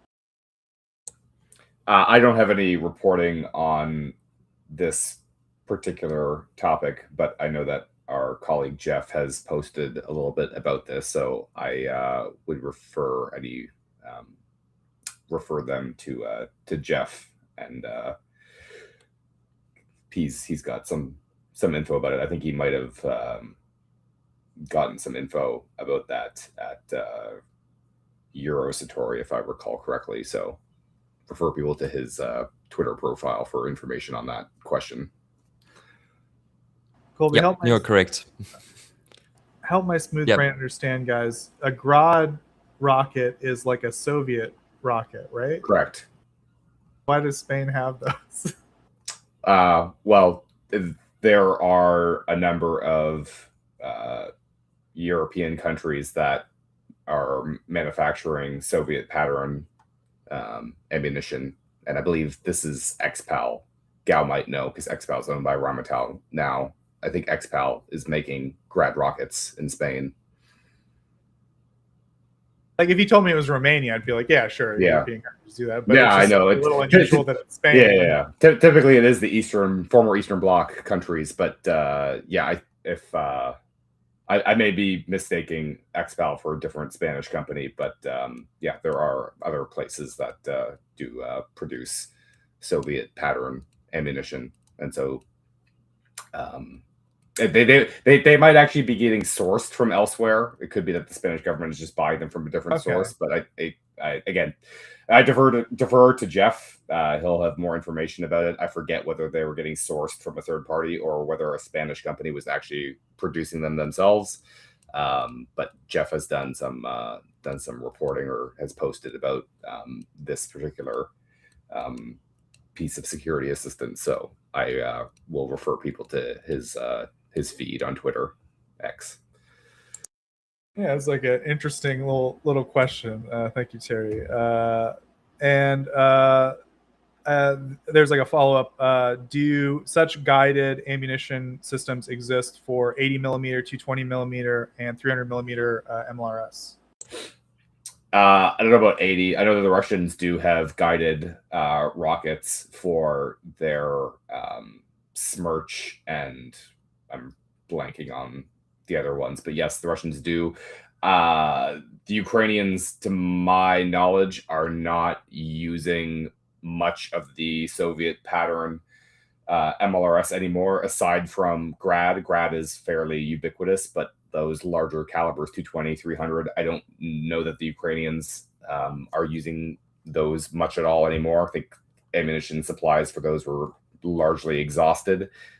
So the technology does exist on the Russian side, but the Ukrainians, between Grad and then Gimlers provided by the United States, that's what makes up the bulk of their MLRS fleet. Yeah, thanks, Colby. I think a lot of people have questions for you because you've been working. So also for Colby, any insights or updates into the PAC-3 licenses to UA mentioned by Taco by Donald Trump? I don't believe that there's going to be any licenses for PAC-3 MSE. It'll be PAC-2 GEM-T is my understanding of what's currently in the cards. So we don't have, it was just said at that meeting. We don't have any other kind of information about it, right? Yeah, so I'll just reiterate that I'm very much out of the loop. So my understanding is that the president said that there would be a license for Patriot interceptors, and there was not anything more specific stated than that. And my understanding, based on what I've discussed with colleagues, is that the license will be for PAC-2 GEM-T and not PAC-3 MSE. And this is obviously something that is, it's a very long-term project. This is something that, again, should have been initiated a long time ago, 4 years ago, because, that's kind of the lead times, multiple year lead times to get something like this established, right? In Germany right now, MBDA Germany is with their joint venture with Raytheon, which is called Comlog. They are setting up PAC-2 GEM-T production in Germany right now, and that's been in the works for many years. And my understanding is that they're hoping to start producing at the end of this year. So with this, announcement, if in ideal circumstances, if everything moves very quickly, this is still multiple years away for Ukraine to be able to start producing those interceptors under license. So it's good, but it's not something that's going to provide any relief in the short term. These licensing deals for sensitive technology, very complicated. There's a lot of very active management that is going to be required on the part of both the executive branch and Congress as well, and industry, working all in concert with the foreign partner in question and their government and their industry. So a lot of very complicated moving parts to get something like this established. As I said, right now, Germany will be the only foreign producer for PAC-2 GEM-T anywhere in the world outside the United States. Japan is the only producer of PAC-3 MSE outside the United States. So it's a very exclusive club to be licensed to produce Patriot interceptors, and it's not something that is going to just happen overnight. Yeah, so I guess it's like positive on the rhetorical front, but we don't have a lot of specific details about like how it's going to be implemented. And assuming the best case scenario, we're talking like years and years before we would see like the fruits of it. Cool. If I may add to that? Huh? If I may add to that? Yeah. Sure. So first of all, I just want to say I completely understand it the same way Colby understand it. That there was only mentioning that the US or Trump in specifically would guarantee Ukraine the license to produce. I think where most of the people got the PAC-3 license from was the many reports from Zelensky, for example, and personally, that they are in negotiations about getting PAC-3 MSE license to produce, but they never mentioned that they actually got it. As far as I saw it, really just said we got a license to produce Patriot missiles. I can understand why Zelensky, for example, didn't want to say PAC-2 license or whatever, because that's how you make very good news to meh news or bad news, even though it's still very good news. I mean, even if they don't receive the PAC-3 MSE license, getting a PAC-2 GMT license is still very good news, although it's not what you had hoped for. And the only question I would have, and I mean, I don't even know if that's possible by law or by US standards, regulations, whatever. Maybe Colby can something about that. But given that Ukraine has got the license, I mean, Germany has more or less, or is more or less about to start production, as you mentioned, with first deliveries being scheduled for early next year.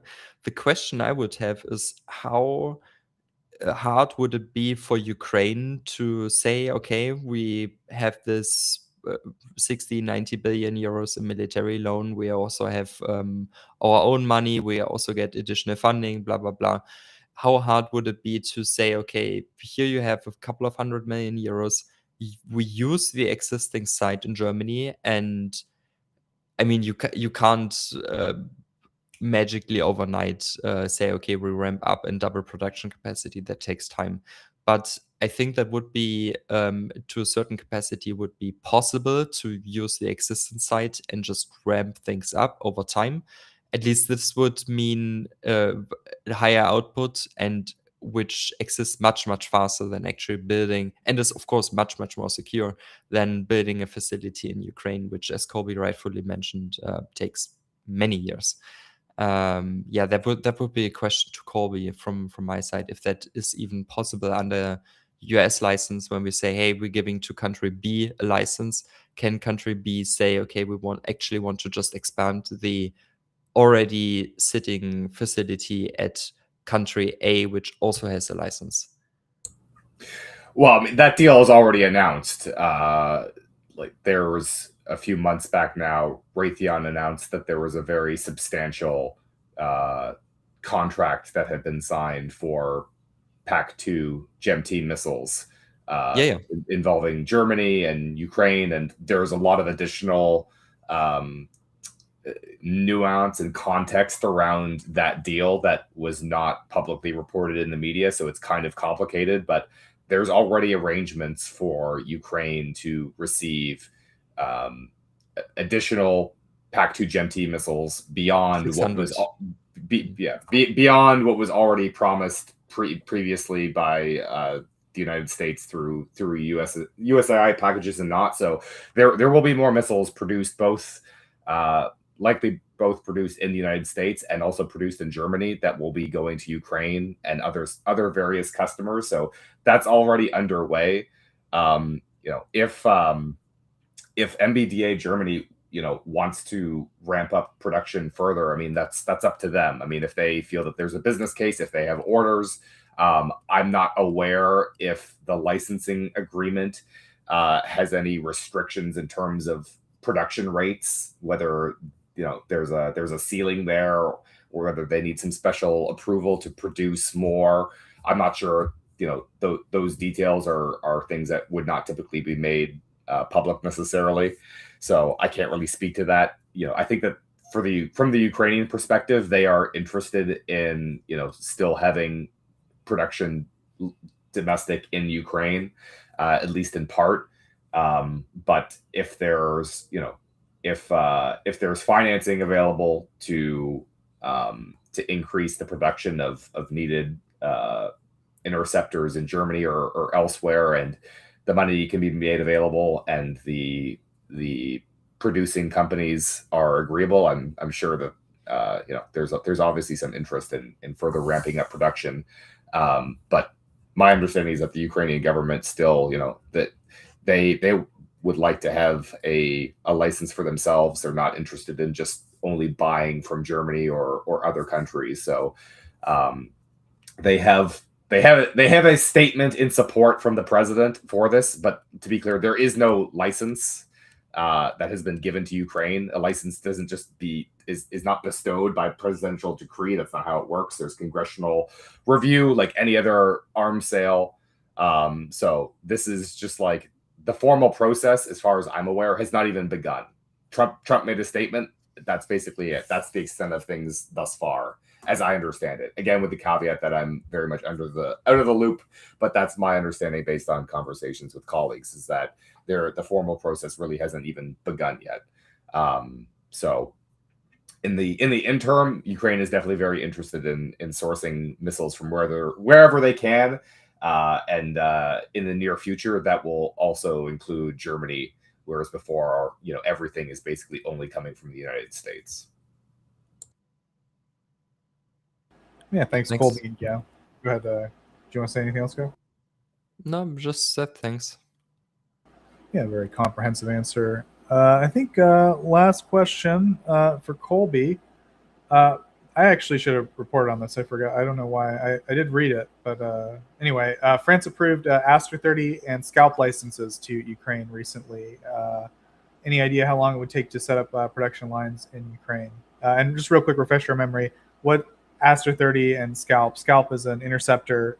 What's Aster 30? No, you got that backwards. Aster 30 is the interceptor for SAMP-T, and Scalp is the French version of the Storm Shadow cruise missile. Okay. Right. Yeah. So, I saw that reporting that Macron had stated that would happen. Again, I have no information about whether any sort of formal process has been initiated to make that happen. Again, with all of these things, this is a very long-term endeavor. Establishing missile production is very complicated, time-consuming. So I don't expect to see any immediate results on this for some time. Yes, any future French government could just revoke the license. That's just at any country around the world. No country permanently cedes anything, right?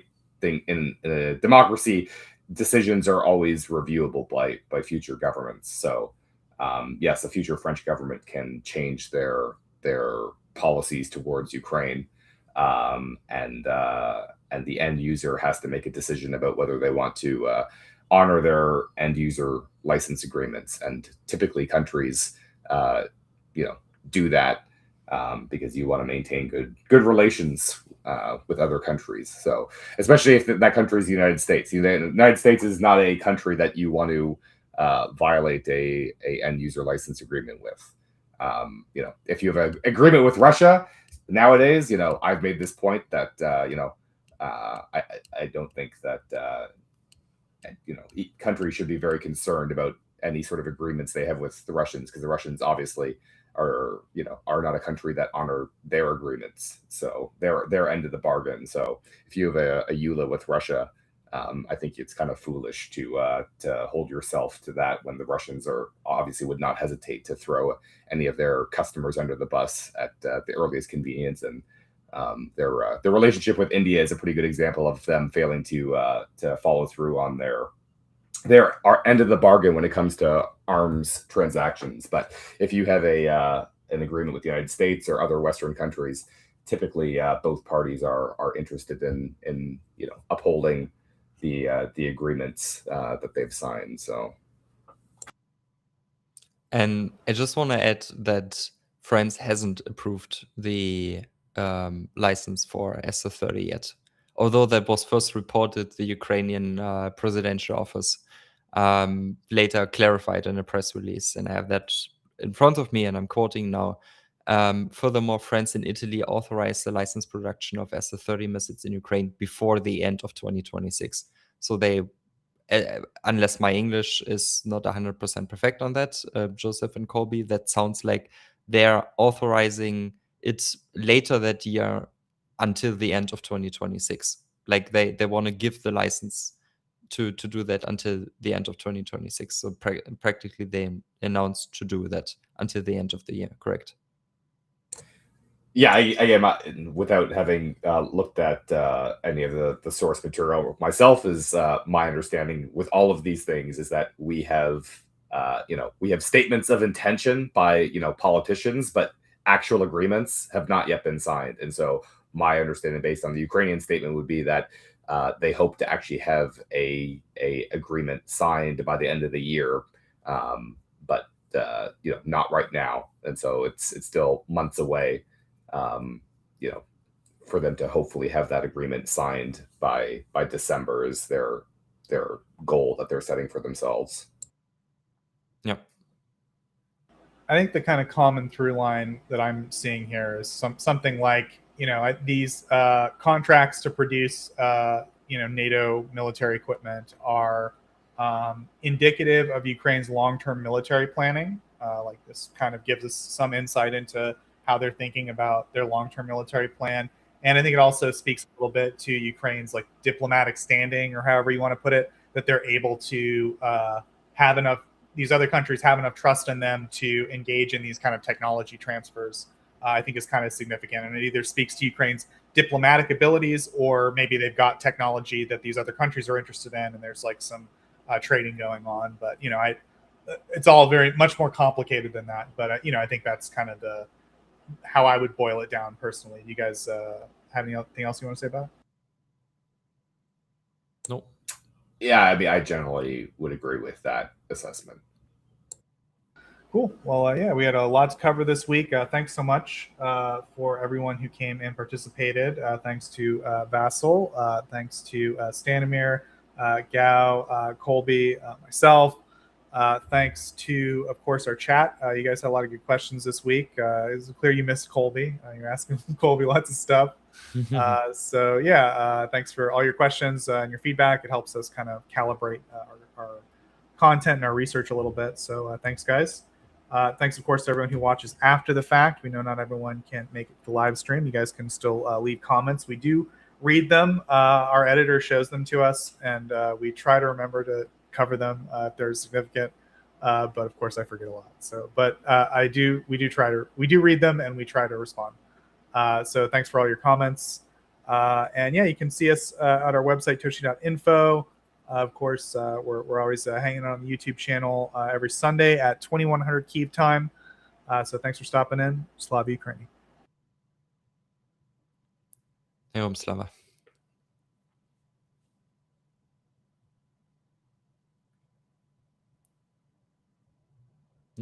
On behalf of the brave.